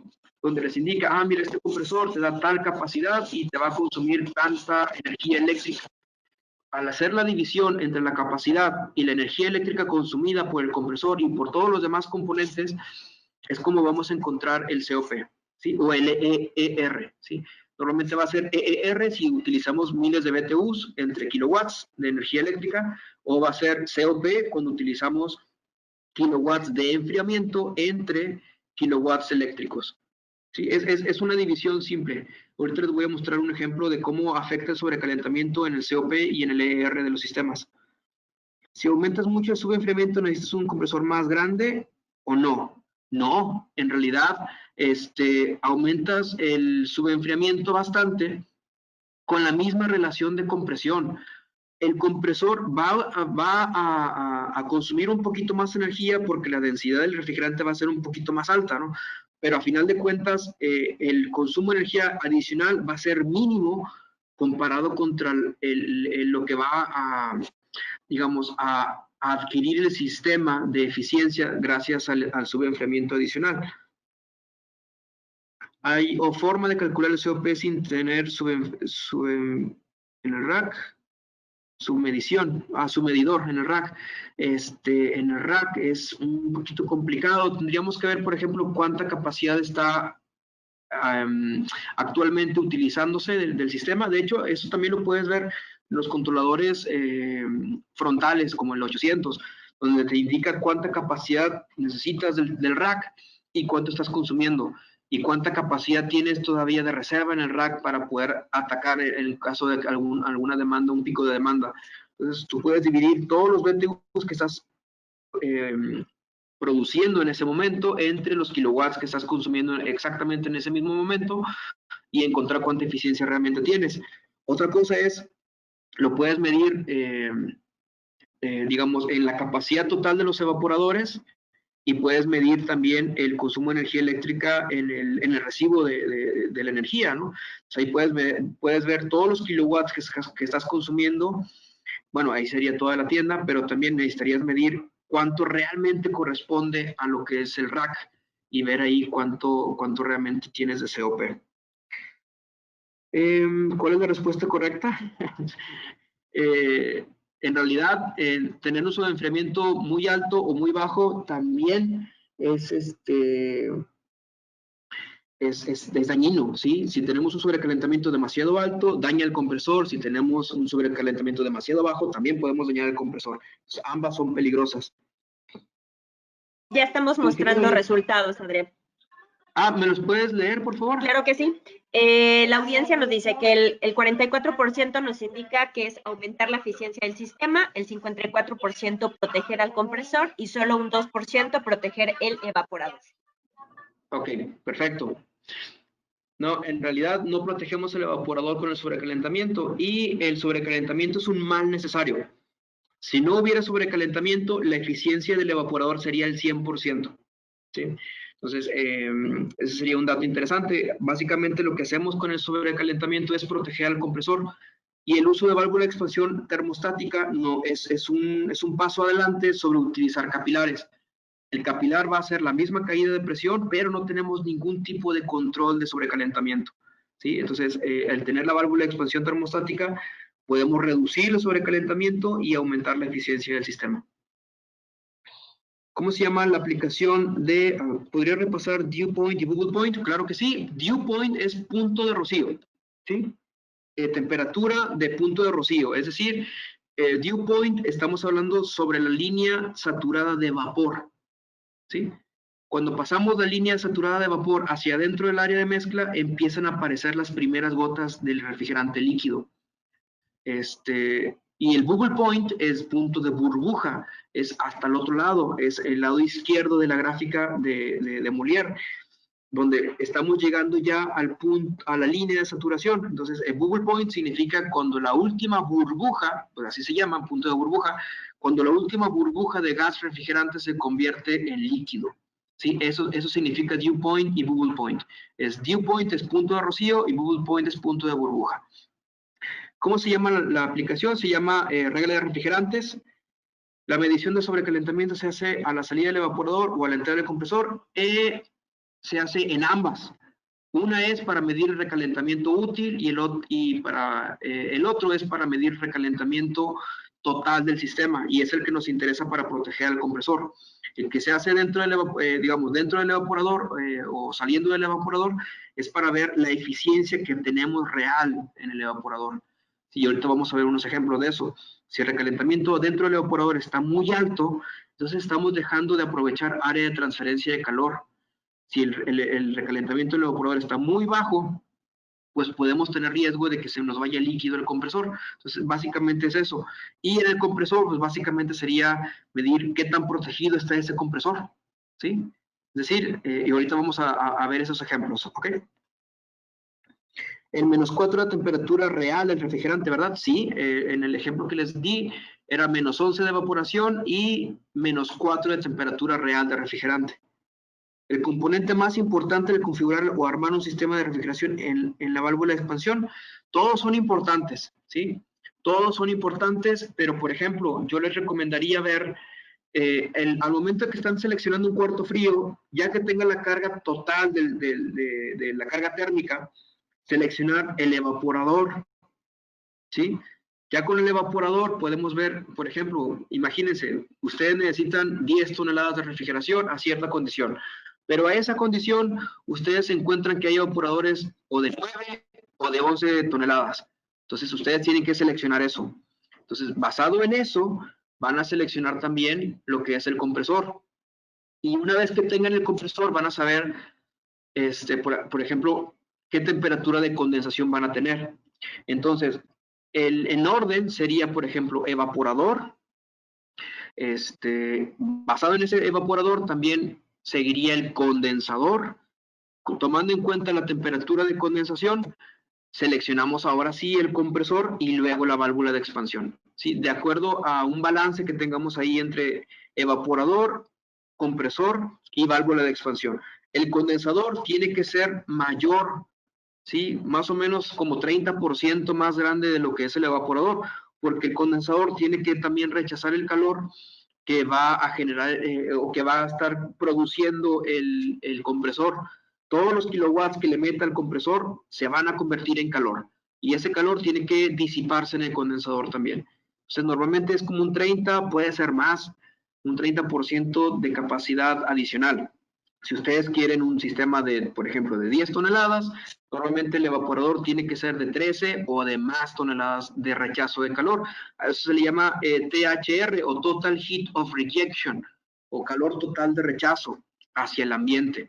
Sí, eso es, perdón, eso lo vamos a ver en otros entrenamientos. Sí, eso es algo muy, muy interesante, muy importante también de entender, porque hay veces en que nos dicen, oye, necesito un condensador para una máquina de 3 toneladas. Y pues no se calculan así. Sí, necesitamos ver a qué condiciones y, por ejemplo, qué compresor tienes para saber cuánto consumo de energía vas a tener, y entonces podemos calcular un condensador, ¿sí? ¿Qué sucede si el bulbo está en posición vertical en evaporadores pequeños? Pues en evaporadores pequeños podría no tener un mayor efecto. El problema es que el mismo bulbo puede estar, por ejemplo, tienes menos área de contacto contra el líquido, ¿sí? Si tú tienes el bulbo en forma horizontal, pues el líquido se distribuye en todo el bulbo y tienes mayor área de contacto contra lo que es la temperatura del tubo. Entonces, eso genera una velocidad mayor de reacción de la válvula. Al tenerlo de forma, digamos, vertical, ahí tendrías, por ejemplo, que tendrías una presión también de lo que es el líquido que está dentro del bulbo hacia el mismo diafragma. Entonces, ahí pudiéramos tener algún tipo de retraso en la reacción de la válvula de expansión. Digo, no es tan considerable, pero sí en evaporadores pequeños, pero sí va a tener un tiempo de reacción más largo.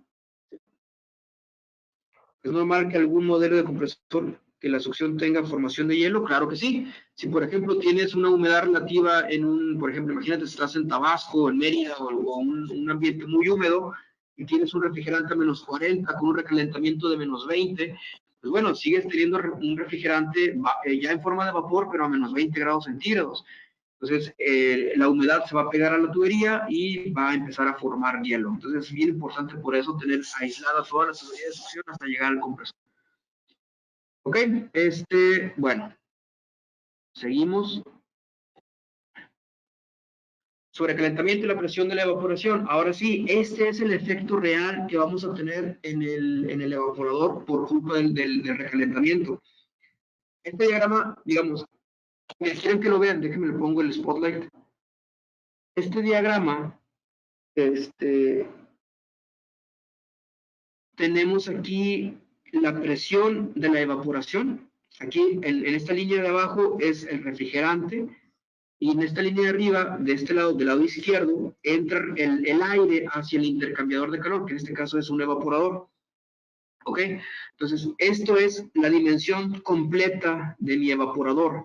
Entonces, el aire entra a una temperatura y conforme va atravesando el evaporador, pues va disminuyendo su temperatura.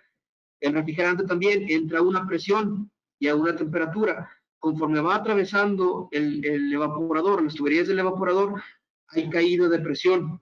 Entonces, esto me va generando una temperatura un poquito más baja, hasta llegar a la temperatura de evaporación que realmente estoy midiendo. Antes de llegar aquí, yo ya tengo que, en este punto, la última la última gota líquida de refrigerante se evaporó. O sea, a partir de aquí empiezo a incrementar la temperatura de este refrigerante. Entonces, conforme más aumente la temperatura, mayor va a ser mi diferencial de temperaturas. Aquí yo, por ejemplo, tengo un diferencial de entrada, que es, este diferencial es entre la temperatura de evaporación y la temperatura de entrada del refrigerante. Y del otro lado tengo la temperatura de entrada de real del refrigerante, pero en forma de mezcla, y la temperatura de salida del refrigerante del evaporador. ¿Sí? Esos son 2 delta T. Normalmente nosotros vamos a tomar como referencia la entrada del aire y la temperatura de evaporación para saber cuál es nuestro delta T. Podemos llegar a tener una media, pero esto no se recomienda al momento de calcular evaporadores. Ok, bueno, el punto aquí es, si este recalentamiento es mayor, pues yo no puedo soportar estas temperaturas, porque a final de cuentas, recuerden que el calor fluye de un cuerpo más caliente a uno de menor temperatura. Entonces, si yo tengo un recalentamiento más alto, pues yo no voy a poder tener esta caída de temperaturas tal y como lo estoy mostrando aquí. ¿Ok? Entonces necesito un recalentamiento relativamente bajo para incluso algunos sistemas que tenemos en Danfoss funcionan con evaporación flotante. Si yo, por ejemplo, puedo reducir el recalentamiento, yo pudiera incrementar la temperatura de evaporación. Imagínense aquí, si yo tengo 10 grados centígrados de delta T y de esos 10 estoy utilizando 5 para el recalentamiento, pongo una válvula de expansión electrónica y reduzco este recalentamiento a 3 grados Kelvin de recalentamiento. Entonces, esos 2 grados que yo reduje de recalentamiento, puedo incrementarlos en la temperatura de evaporación. Y ahora tendría un delta T de 8, obteniendo las mismas temperaturas de aire. ¿Sí? ¿Por qué? Porque sigo teniendo la misma capacidad frigorífica en el sistema y en el evaporador. Entonces, al reducir la temperatura de evaporación, perdón, al aumentar la temperatura de evaporación debido a reducir el recalentamiento, yo estoy ganándole al compresor también, porque aumentando la temperatura de evaporación disminuyo la relación de compresión y con eso mi compresor se vuelve más eficiente, ¿sí? Entonces, es algo que también tenemos que tomar en cuenta. Si el recalentamiento es demasiado elevado, básicamente estoy incrementando la ineficiencia de mi sistema. Por ejemplo, aquí, yo estoy utilizando menos área de transferencia de calor que yo tengo. Básicamente, el evaporador es tubo y aletas, es cobre y aluminio, no hay otra cosa ahí. Entonces, yo tengo, básicamente es un área de transferencia de calor medida en metros cuadrados. Entonces, esto es bien importante porque, por ejemplo, si ustedes tienen diferentes diseños de evaporadores, aquí yo tengo en 3 aplicaciones la misma temperatura. Algo que ustedes tienen que identificar muy claramente es en las aplicaciones que los clientes están solicitando, qué es lo que realmente quieren, ¿sí? Por ejemplo, en el ejemplo A, dice temperatura de aire de 20 grados centígrados, temperatura promedio del cuarto de 20 grados centígrados negativos y temperatura de salida del evaporador de menos 20 grados centígrados. Entonces, si el cliente te dice, oye, yo quiero un evaporador, no, perdón, un cuarto frío a menos 20, ¿qué van a seleccionar ustedes? Lo normal o lo correcto debería de ser un evaporador considerando la temperatura de retorno o temperatura que dice aquí on de menos 20 grados, ¿sí? Menos 20, llega al evaporador y se inyecta menos 24. Conforme va este aire pasando a través de todo el producto, empieza a absorber calor. Yo, por ejemplo, tengo un promedio de menos 22, absorbe calor de los productos y vuelve a estar a menos 20, ¿sí? ¿Qué hacemos con esto? Pues básicamente estamos tratando de mantener los productos lo más cercano a menos 20 grados centígrados posible, porque de otra manera no sería así. Si, por ejemplo, yo tengo en el cuarto B un promedio de aire de menos 20 grados centígrados, pues bueno, el producto no va a estar a menos 20. Sí, no hay forma de que haya transferencia de calor del producto al aire que está a menos 20, porque pues el producto tendría que estar a una temperatura mayor, ¿sí? Entonces aquí es algo bien importante identificar. Y por último, inyectar aire a menos 20 también es otro efecto. Básicamente aquí tendría menos 20 de inyección, promedio de menos 18 y de retorno tendría menos 16. Aquí, por ejemplo, menos estaríamos sería aún menor la posibilidad de llegar a menos 20 en el producto, ya que el aire promedio está a menos 18 grados. ¿Sí? ¿Qué afecta esto? Esto es el delta T. Entonces, aquí, por ejemplo, en el cuarto A, yo tengo un delta de 8 grados. Tengo la temperatura de evaporación de menos 28 y tengo la temperatura de retorno al evaporador de menos 20. Esto me da un área de transferencia de 346 metros cuadrados a ciertas condiciones, ¿sí? Es un diseño de evaporador muy estándar, pero a ciertas condiciones yo podría, por ejemplo, tener 346 metros cuadrados para este evaporador. Para producir la misma capacidad de frío, pero con diferentes condiciones, por ejemplo, aquí tengo ya un diferencial de 10 grados. Al aumentar el delta, yo estoy disminuyendo el área de transferencia de calor. Sí, tenía 346 metros cuadrados, que son aletas y tubos, y acá yo tengo 255 metros cuadrados. Es una cantidad importante de metros cuadrados menos comparado con lo que tenía antes. Estoy incrementando el delta T y con esto disminuyo la eficiencia.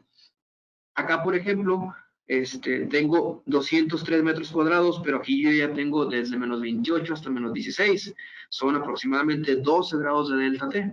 Entonces, tengo que, digamos, tenemos que recordar que entre mayor sea el diferencial de temperaturas que tengamos en un evaporador, más pequeño va a ser ese evaporador, ¿sí? Menos tubo y menos aleta. A final de cuentas, eso es lo que estamos comprando, cobre y aluminio. Entonces, entre mayor sea el delta T, más pequeño va a ser mi evaporador. Entre menor sea el delta T, pues más grande va a ser el evaporador.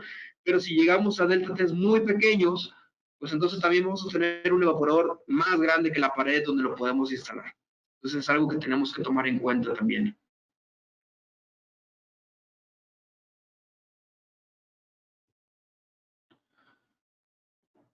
El delta T no solamente depende de la aplicación, sino también de qué producto estamos enfriando. Si, por ejemplo, tenemos un cuarto frío donde tenemos carne, digamos, sin envolver, como en los rastros, donde hay, digamos, media res colgada, el cirlón completo, etcétera, pues lo que nos interesa es mantener una humedad relativa lo más alta posible, ¿sí? Ahí, por ejemplo, con un delta T de 4 a 5 grados podemos tener un 90-95% de humedad relativa.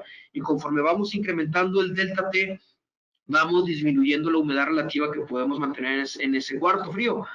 Entonces, por ejemplo, si ustedes ponen un delta T, un evaporador con un delta T muy alto y el producto tiene un alto contenido de humedad y no está protegido ni por plástico o por alguna otra cosa, lo vamos a secar.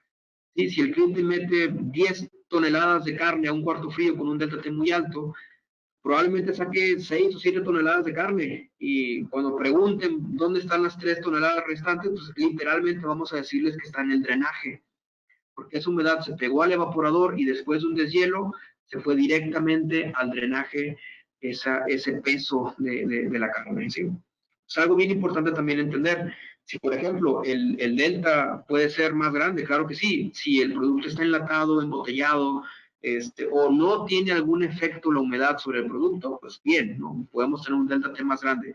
Pero recuerden que entre mayor sea el delta T, más consumo de energía vamos a tener el compresor y más grandes van a tener que ser los compresores porque tienen que vencer una mayor relación de compresión y tienen que incrementar el flujo de masa para obtener la misma capacidad.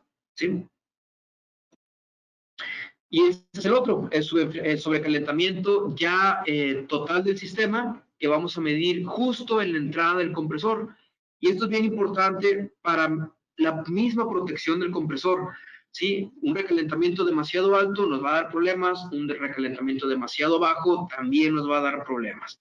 ¿Sí? Y esto básicamente lo vamos a ver en lo que son el diagrama de Molière, perdón, el diagrama de rango de utilización del compresor o envelope, ¿sí? ¿Por qué es importante entender esto? Eso sí es algo que le recomiendo ver en todos los compresores que utilicen. Por ejemplo, en ambos, todos los compresores tienen su rango de utilización o sus límites de operación. También se lo conoce así este diagrama. Algunas veces lo van a ver en manuales que diga envelope en inglés. Entonces, este diagrama es súper importante para entender las condiciones a cómo estamos haciendo funcionar ese sistema.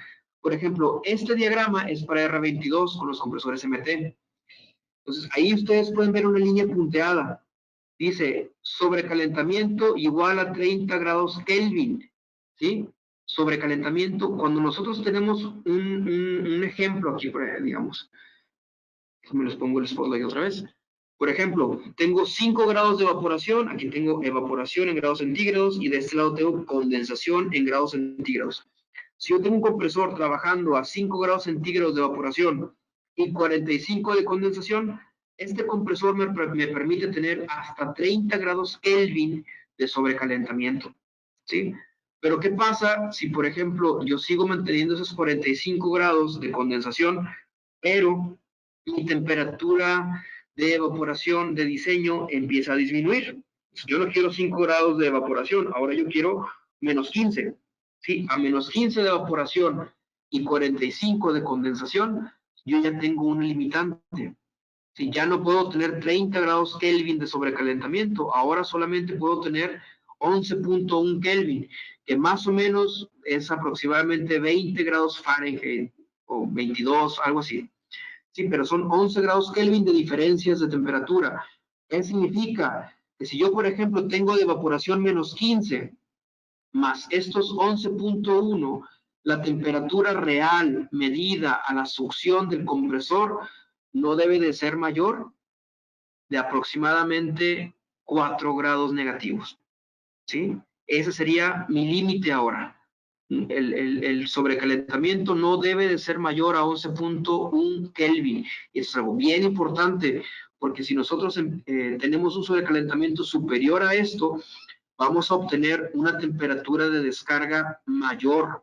Y esto, a la larga, va a quemar el aceite y nos va a dar problemas de falta de lubricación. Entonces, muchas veces hay reportes de garantías donde dice el compresor falló por falta de lubricación. Y ustedes dicen, oye, pero el compresor tenía más de 3 litros de aceite. Sí, pero ya el aceite ya no servía. si estaba degradado, estaba quemado, o tenía un problema de baja dilución debido a que estuvo en sobrecalentamiento por mucho tiempo, ¿sí? Digamos, este modo de falla no es tan rápido, puede pasar en 3, 4, 6 meses, sobre todo en las épocas más calientes donde está instalado el sistema. Pero a final de cuentas llega a pasar. Entonces es algo que tenemos que tener cuidado. A las peores condiciones, vemos en qué condición estamos en cuestión del diagrama del rango de utilización del compresor y ajustamos el sobrecalentamiento. Entonces, si ustedes tienen un sistema donde las temperaturas son correctas, ¿sí? La temperatura del cuarto les da correctamente, las presiones son las de diseño, el consumo de energía está bien y el sobrecalentamiento está dentro de estos límites, no hay que moverle absolutamente nada a la válvula de expansión, ¿sí? Pero si ustedes ven que el recalentamiento está muy bajo o está por encima de los límites de acuerdo a la utilización del compresor, entonces es el momento de ajustarlo. Si de otra manera no es necesario estar ajustando cada rato las válvulas de expansión. Y aquí les doy otro ejemplo, ¿sí? Yo tengo 50 grados centígrados de condensación y menos 25 de evaporación. Si se fijan aquí también tengo los mismos límites. Por ejemplo, con R22, con un compresor MT, yo no puedo utilizarlo para una aplicación de menos 25. ¿Sí? Tengo que utilizarlo de menos 20 hasta 15 grados positivos. Ese es el límite de aplicación de este compresor. Para esta aplicación, pues el R22 con este compresor MT no lo puedo utilizar. Pero si yo, por ejemplo, utilizo ese mismo compresor con aceite poliéster, y ahora sí, por ejemplo, lo puedo utilizar con 404A, 507, ahora el límite de aplicación cambia. Es el mismo compresor, ¿sí? Es exactamente el mismo compresor, pero los límites ahora son diferentes porque el refrigerante también es diferente. Entonces, con esos menos 25 y los 50 de condensación, yo estoy dentro del área, digamos, condicionada. ¿Sí puedo utilizar este compresor? Claro que sí, pero con esta condición de tener 11.1 Kelvin de sobrecalentamiento. Si mi aplicación es diferente, mi temperatura de evaporación es superior, entonces puedo llegar a tener hasta 30 Kelvin de sobrecalentamiento en este compresor. Si yo, por ejemplo, cambio de refrigerante por ejemplo, de 404 a 134, ustedes pueden observar aquí que los menos 25 ni siquiera aparecen dentro del diagrama, ¿sí? No están dentro del diagrama, entonces eso significa que este compresor con este refrigerante no se puede utilizar con esta aplicación. Entonces, eso es parte de lo que es selección de refrigerante, es a qué condiciones voy a utilizar el refrigerante y cómo van a comportarse los diferentes componentes con esa mezcla, ¿no? Y por último, tengo un compresor que sí está diseñado para ser utilizado en baja temperatura, con 404 y 507. Aquí tengo los menos 25, los 50 de condensación, y aquí yo puedo tener hasta 30 Kelvin de sobrecalentamiento, pero también tengo que cuidar que el compresor no tenga una succión superior a los menos 20 grados centígrados, ¿sí? Pero esto es temperatura saturada, yo tengo que convertir los menos 20 con 404 para ver cuál es la presión máxima de succión que me soporta este compresor y ponerle un regulador de presión de Carter o de succión o una válvula con MOP que vimos en la sesión pasada, ¿sí?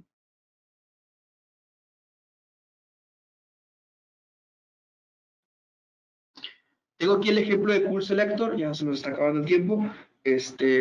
Un ejemplo de evaporación de menos 10 con temperatura de condensación de 40 grados centígrados, 10 de sobrecalentamiento de diseño y 4 de subcooling de diseño, ¿sí? Una capacidad frigorífica de 4 toneladas, una camarita pequeña y refrigerante 404A. Entonces, esto es Cool Selector, ¿sí? Yo les recomiendo que bajen esta herramienta a todos los asistentes. Esto es muy útil, no solamente para ver componentes de Danfoss, sino también, por ejemplo, les ayuda a calcular tuberías, a calcular compresores, válvulas de expansión, válvula de expansión electrónica también, y podemos ver diferentes tipos de controladores. Incluso hay una opción donde ustedes pueden ver cómo seleccionar todos los componentes y cómo hacer la carga térmica de un cuarto frío, ¿sí?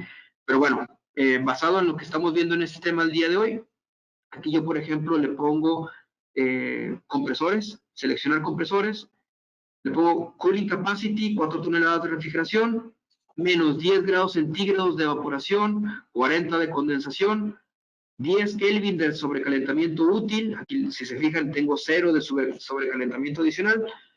Y tengo subenfriamiento natural del condensador de 4 Kelvin. ¿Okay? 0 grados de subenfriamiento adicional. Entonces, la temperatura más o menos del líquido va a estar entre 35.6 grados centígrados. Con esto yo selecciono un compresor MTZ080 que me da 4.296 toneladas de refrigeración. Yo busco 4, me da un casi 30%, no, ¿qué es? Bueno, 300 BTUs, no, 0.3 toneladas más de lo que yo le estoy pidiendo. Aquí está el COP, pero aquí está en watts sobre watts. Eso significa que yo tengo que convertir las toneladas de refrigeración a watts y encontrar, pues básicamente, cuál es la equivalencia. Hay tablas de conversión que pueden encontrar prácticamente en cualquier parte, donde podemos ver incluso la diferencia o los factores de conversión entre compresores, por ejemplo,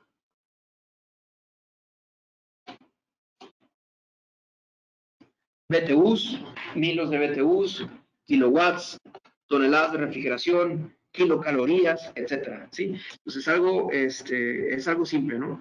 Es el COP, entre mayor sea, más eficiente va a ser mi sistema. El COP de heating, y esa es la potencia consumida. Entonces, por ejemplo, yo puedo convertir aquí 4.296 toneladas de refrigeración a miles de BTUs y dividir ese valor, por ejemplo, aquí sería solamente multiplicarlo por 12, para obtener los miles de BTUs. Y aquí lo dividiría entre los 6.871 kilowatts que está consumiendo este compresor. Entonces, aquí yo ya tengo una eficiencia, fíjense, 2.2 y tengo esta capacidad. Si yo incremento el sobrecalentamiento a la succión del compresor, ese additional superheat es el recalentamiento que voy a tener a través de las tuberías, ¿sí? El useful superheat o recalentamiento útil es el que yo tengo dentro del evaporador. Entonces, este adicional pues, lo voy a tener a través de las tuberías, pero de todos modos tengo que considerarlo para saber cómo va a estar funcionando el compresor.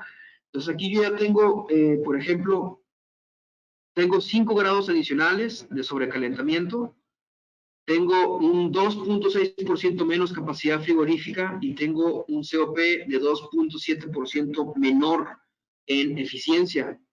Mi temperatura de descarga antes estaba en 73 grados. Me lo muestro otra vez aquí para que todos lo vean. 73.7 grados y ahora tengo 78.7 grados centígrados. ¿Sí? Entonces, esto es un dato interesante. Conforme vaya aumentando el sobrecalentamiento a la succión del compresor, que es el punto 1, voy a tener más temperatura de descarga, que es el punto 2. ¿Sí? La temperatura de descarga demasiado elevada es lo que me va a dar un daño prematuro en el aceite. Entonces, conforme yo voy arrastrando este punto 1 hacia la derecha, pues mayor va a ser mi temperatura a la descarga del compresor. ¿Sí?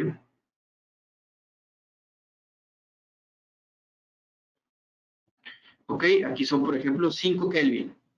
Si yo le incremento 20 grados Kelvin y tengo en total 30 grados centígrados o Kelvin de recalentamiento, vean aquí cómo daña esto mi eficiencia. Tengo 20 grados de sobrecalentamiento adicional, en total son 30. Tengo de capacidad de enfriamiento 9.4 por ciento menos. Del COP tengo 9.5% menos de eficiencia y mi temperatura de descarga ya aumentó 20 grados. Ahora estoy cerca de los 93.7 grados centígrados. ¿Sí? Entonces, conforme voy aumentando todavía más el sobrecalentamiento, pues más daño voy a tener en el aceite y más rápido va a dañarse mi compresor. Teníamos un objetivo de 4 toneladas y aquí este compresor nos está dando más o menos 3.89 toneladas de refrigeración. ¿Sí?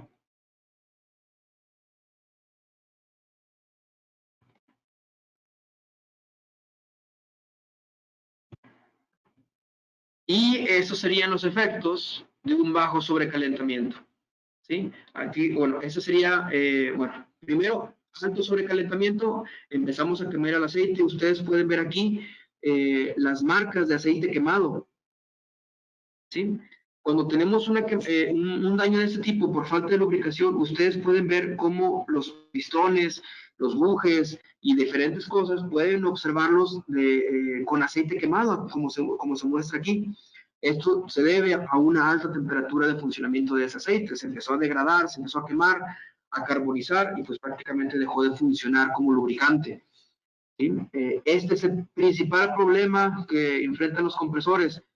Un tip rápido para evitar esto es utilizar un termostato a la descarga de los compresores.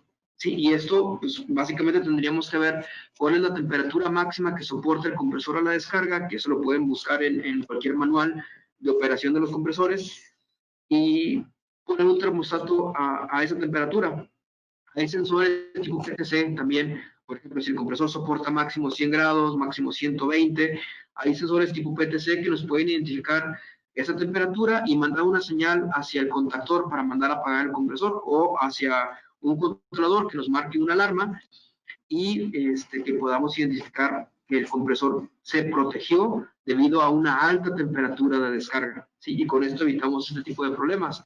Un sensor de ese tipo no cuesta más de $20 al mucho en sistemas normales, ¿no? En sistemas normales. Entonces sí les recomiendo mucho un termostato de ese tipo.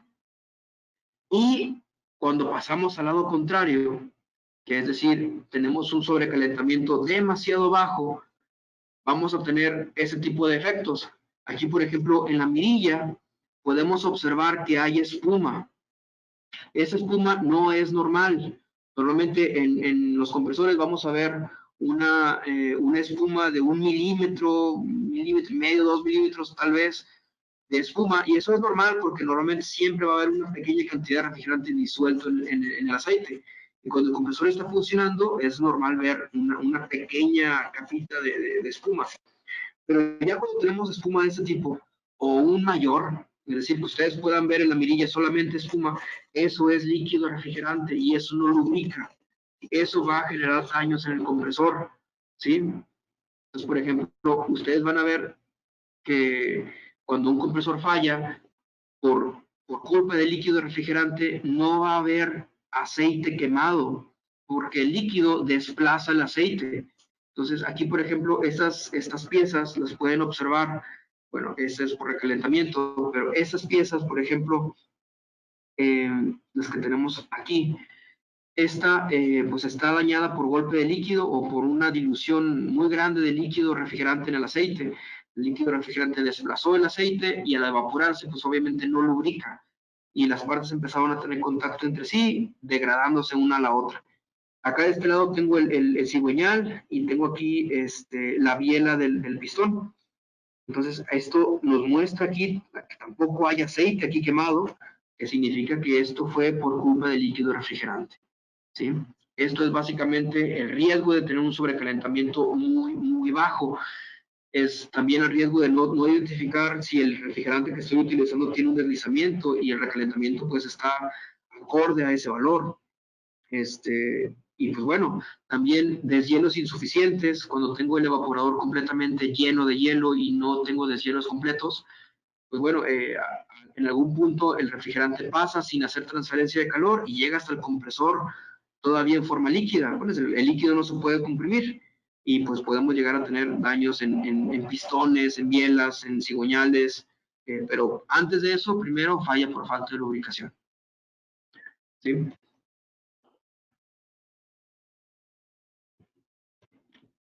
Y bueno, llegamos al punto final, nos quedan 10 minutos de preguntas y respuestas. Creo que ya hay preguntas en el panel. Déjenme ver dónde nos quedamos.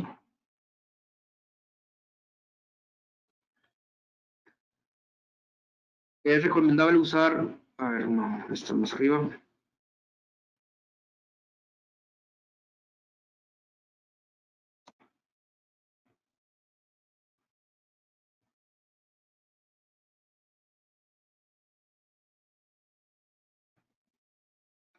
Son bastantes preguntas. ¿Cómo dice que se llama la aplicación de refrigerantes? No, así ya lo vimos. Es regla de refrigerantes, así lo pueden buscar en Apple Store o en o en la aplicación de Android. La medición de sobrecalentamiento se hace a la salida del evaporador o a la entrada del compresor. En ambos es recomendable. El compresor, el componente más importante son todos los componentes son importantes, ya que es un circuito cerrado. Si afectamos un componente, afectamos todo el sistema. Al medir la temperatura de succión antes del compresor, para medir el sobrecalentamiento del sistema, la temperatura se mide antes o después del acumulador de succión. Sería en la misma válvula de succión del compresor. Sí, ya después del acumulador. Puedes medirlo antes y puedes encontrar otro valor, pero lo que nos interesa realmente es qué recalentamiento le está llegando al compresor. ¿Qué sucede si el bulbo está en posición vertical en evaporadores pequeños? Bueno, si ya lo vimos. ¿Es normal que algún modelo de compresor que la succión tenga formación de hielo? Claro que sí. ¿Es mejor tener un recalentamiento óptimo a la salida del evaporador o a la entrada del compresor? Ahí varía, ¿sí? Si, por ejemplo, la tubería es muy pequeña, pues tenemos que tener un recalentamiento lo suficientemente alto para proteger el compresor. Pero si la tubería es muy grande, entonces sí, primero manejamos lo que es el recalentamiento útil dentro del evaporador y después medimos lo que es el recalentamiento que va a generarse a través de toda la tubería. Pero si, por ejemplo, es un chiller de proceso, un chiller de aire acondicionado, las tuberías son cortitas, ¿sí? Entonces, el intercambiador de placas o el intercambiador de casco y tubo, pues ahí probablemente tengamos un recalentamiento de unos 10, 12 grados, tal vez 8, dependiendo del tipo de refrigerante. Pero sí sería un poquito más elevado porque digamos, las tuberías son más cortas, ¿no? Sí, la tendencia es tal vez 2 metros, 3 metros. En cambio, en cuartos fríos podemos llegar a tener 20, 30, 40 metros de distancia entre el evaporador y el condensador. Entonces, ahí depende, ¿no? Para los cuartos de almacenamiento de hielo también se tiene en cuenta la humedad relativa y el delta es mayor o menor. Ahí también, ¿sí? Si vas a estar, bueno, es que también vas a almacenar hielo, ahí el hielo ya está completamente congelado, ¿sí? Ahí tienes que identificar cuál va a ser el delta que vas a manejar para poder manejar este cuarto frío de esa misma manera. ¿Sí? El hielo normalmente ya está congelado, ya sacar la humedad es un poquito complejo, pero si por ejemplo vas a tener deshielos en el evaporador, es importante que ese deshielo no afecte el producto. ¿Sí? Por ejemplo, ahí que el calor que estamos metiéndole por resistencias o por gas caliente no vaya a influir en la temperatura del producto o demasiado, ¿no? Porque, por ejemplo, si tú tienes hielo, el hielo se forma a menos 10 grados más o menos, o eso es en las fábricas de hielo es lo que se maneja, menos 10, menos 15. Si tú lo estás manteniendo a menos 20, no tienes ningún problema, ¿sí?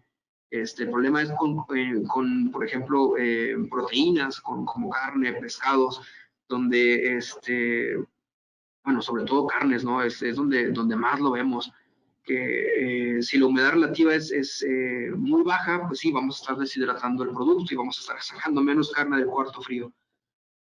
¿Existe un rango de recalentamientos recomendado? Pues normalmente los compresores manejan 20 Fahrenheit o 10 Kelvin de recalentamiento ideal para que no tengas una temperatura muy alta en la descarga y que tengas suficiente protección en la succión del compresor. Pero eso les digo, eso varía de acuerdo a las condiciones de uso. Para hacer uso de esas tablas se usan las temperaturas de evaporación o se considera el recalentamiento. Las tablas, no. Para las tablas necesitamos saber la presión, convertir la temperatura y nosotros vamos a medir la temperatura real, ¿sí? Con un termómetro. Las tablas solamente nos van a dar la equivalencia en temperatura saturada de lo que tenemos en presión. ¿La aplicación Cool Selector tiene precargada la mezcla de amoníaco-agua? No, solamente son sustancias puras, ¿sí? Solamente sería amoníaco, CO2, creo que el agua no está todavía ahí, pero sería, por ejemplo, en cuestión de verlo con las válvulas ABQM, porque son lo que usamos para heating.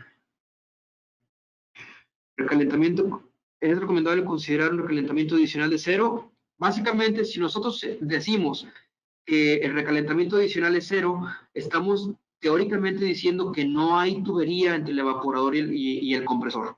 ¿Sí? Eso significa. ¿Sí? En cuanto haya tubería entre el evaporador y el compresor, va a haber calentamiento adicional. Eso es digamos, de ley.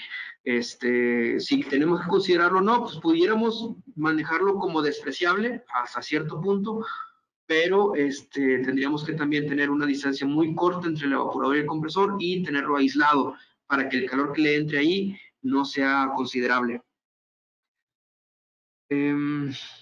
Porque un compresor de baja presión exige menos potencia que de motor, pero el compresor es más grande. Muy interesante, entre más baja sea la presión, menor es la densidad del refrigerante y el consumo de energía del compresor varía directamente proporcional a el flujo de masa que atraviesa ese compresor. Entonces, si la temperatura de evaporación es muy baja, la presión de la succión también es muy baja. Entonces, el flujo de masa a través del compresor es menor y el consumo de energía también es menor. Por eso, el límite, por ejemplo, lo que les mostré, de 15 grados con R22, a 15 grados con R22 tenemos 100 libras de presión. Entonces, si nosotros tenemos 110, 120 libras de presión a la succión en el compresor, estamos forzándolo a que trabaje fuera de sus límites. Y eso significa que el motor va a tratar de consumir más energía de la que puede. Entonces, por eso tenemos esos límites de aplicación. El sistema de aire acondicionado con R22 se desea cambiar por R422D. La válvula de expansión también cambia. Tenemos que ver ahí, por ejemplo, una simulación para ver cómo va a comportarse la misma válvula con R22 contra lo del comportamiento 422D. Probablemente haya que ajustar el sobrecalentamiento en alguna medida, pero probablemente sí sea algo que se pueda hacer, digamos, relativamente fácil. ¿Qué criterios son los que hay que tomar para definir el diferencial en el sobrecalentamiento óptimo de un sistema? Criterios, bueno, tener, por ejemplo, si tenemos nosotros el compresor dentro de los límites de aplicación con el sobrecalentamiento total correspondiente al diagrama que tenemos ahí, si estamos teniendo las presiones, temperaturas y el consumo de energía que realmente habíamos calculado, entonces el sobrecalentamiento no debe de variar, ¿sí? Probablemente tengamos 4 o 5 Kelvin de recalentamiento en el evaporador y tal vez 10 o 11 Kelvin de recalentamiento en el compresor, y eso sería algo bastante eficiente. En cuestión de otros parámetros, pues bueno, va a depender de la longitud de tuberías, de las temperaturas ambiente y demás, para ver pues realmente cuál va a ser mi sobrecalentamiento total del sistema. ¿Cuál es el paso correcto para cargar refrigerante en una cámara nueva por medio de la tabla de presión-temperatura? No, la carga de refrigerante se tiene que calcular de acuerdo a todo el volumen que vamos a tener de refrigerante en todo el sistema. Sí, eso sí va a ser. Tengo un compañero que se llama Marcos Orozco, tiene un cálculo muy bueno en cuestión de cuánta carga, cuántos kilogramos se tiene que cargar de refrigerante un sistema. Básicamente se utiliza todos los volúmenes, todo el condensador, todo lo que le cabe al compresor, todo el diámetro de tuberías con su longitud y lo que le cabe al evaporador, cada uno en diferentes fases, porque en algunos tenemos vapor, en algunos tenemos líquido, y tenemos que calcular la cantidad de refrigerante de acuerdo a eso, ¿sí? Ya en campo, normalmente lo que hacemos es cargar un poquito más o un poquito menos, de acuerdo a las condiciones a las que va realmente a funcionar el sistema. Cuando ya no vemos burbujas en la mirilla, y cuando vemos que el sistema se comporta con presiones, con las presiones de diseño, recalentamientos realmente aceptables, entonces ahí podemos dejar de cargar refrigerante. Además de usar el controlador, puedes usar un separador de baja para evitar el retorno de líquido. Para el controlador, puedes usar un separador de baja para evitar el retorno de líquido. Un separador de un acumulador de succión, sí, un acumulador de succión lo puedes usar antes del compresor. Si llega alguna cantidad de líquido ahí, se mantiene en el acumulador y en lo que se va evaporando llega ahora sí al compresor. Sí, claro que sí se puede utilizar un acumulador de succión. Para la selección del compresor y sus gráficas, los límites de capacidad, cuando se habla de sobrecalentamiento, se refiere sobre el recalentamiento útil, es el recalentamiento total. Sí, es en lo que llega directamente a la válvula de succión del compresor. En compresores antiguos y manuales, ¿puedo conocer el superheat de trabajo? Va a ser complicado, pero normalmente lo podemos manejar entre 10, 12 Kelvin como un recalentamiento ideal, ya en la válvula de succión del compresor. Un recalentamiento más grande, pues sí, obviamente vas a tener mayor consumo de energía y mayor temperatura de descarga. ¿Existe alguna recomendación general para definir el recalentamiento óptimo? Luego de entrar a la curva de compresor y verificar el recalentamiento máximo recomendado en las condiciones de operación. El óptimo sería, pues, básicamente para obtener la temperatura que tú quieres con el diferencial de temperatura que también tienes disponible en ese evaporador. ¿Sí? Ese sería nuestro recalentamiento óptimo. Sería cuestión de ver cada una de las aplicaciones.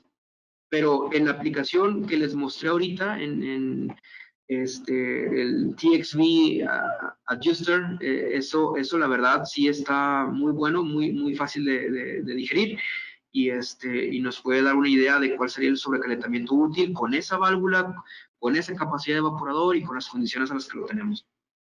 Para medir el sobrecalentamiento en 407, ¿qué se toma? ¿Burbuja o rocío? Punto de rocío, ¿sí? Punto de rocío va a ser mi temperatura más baja, a la que voy a tener la última partícula del refrigerante ya evaporándose. El punto de rocío, el recalentamiento ya sería adicional y es lo que tendríamos en el compresor. Pero básicamente sería punto de rocío, a partir de ahí ya ahora sí calculamos el superheat ya en la entrada del compresor y eso sería mi recalentamiento óptimo, ¿no? Ok.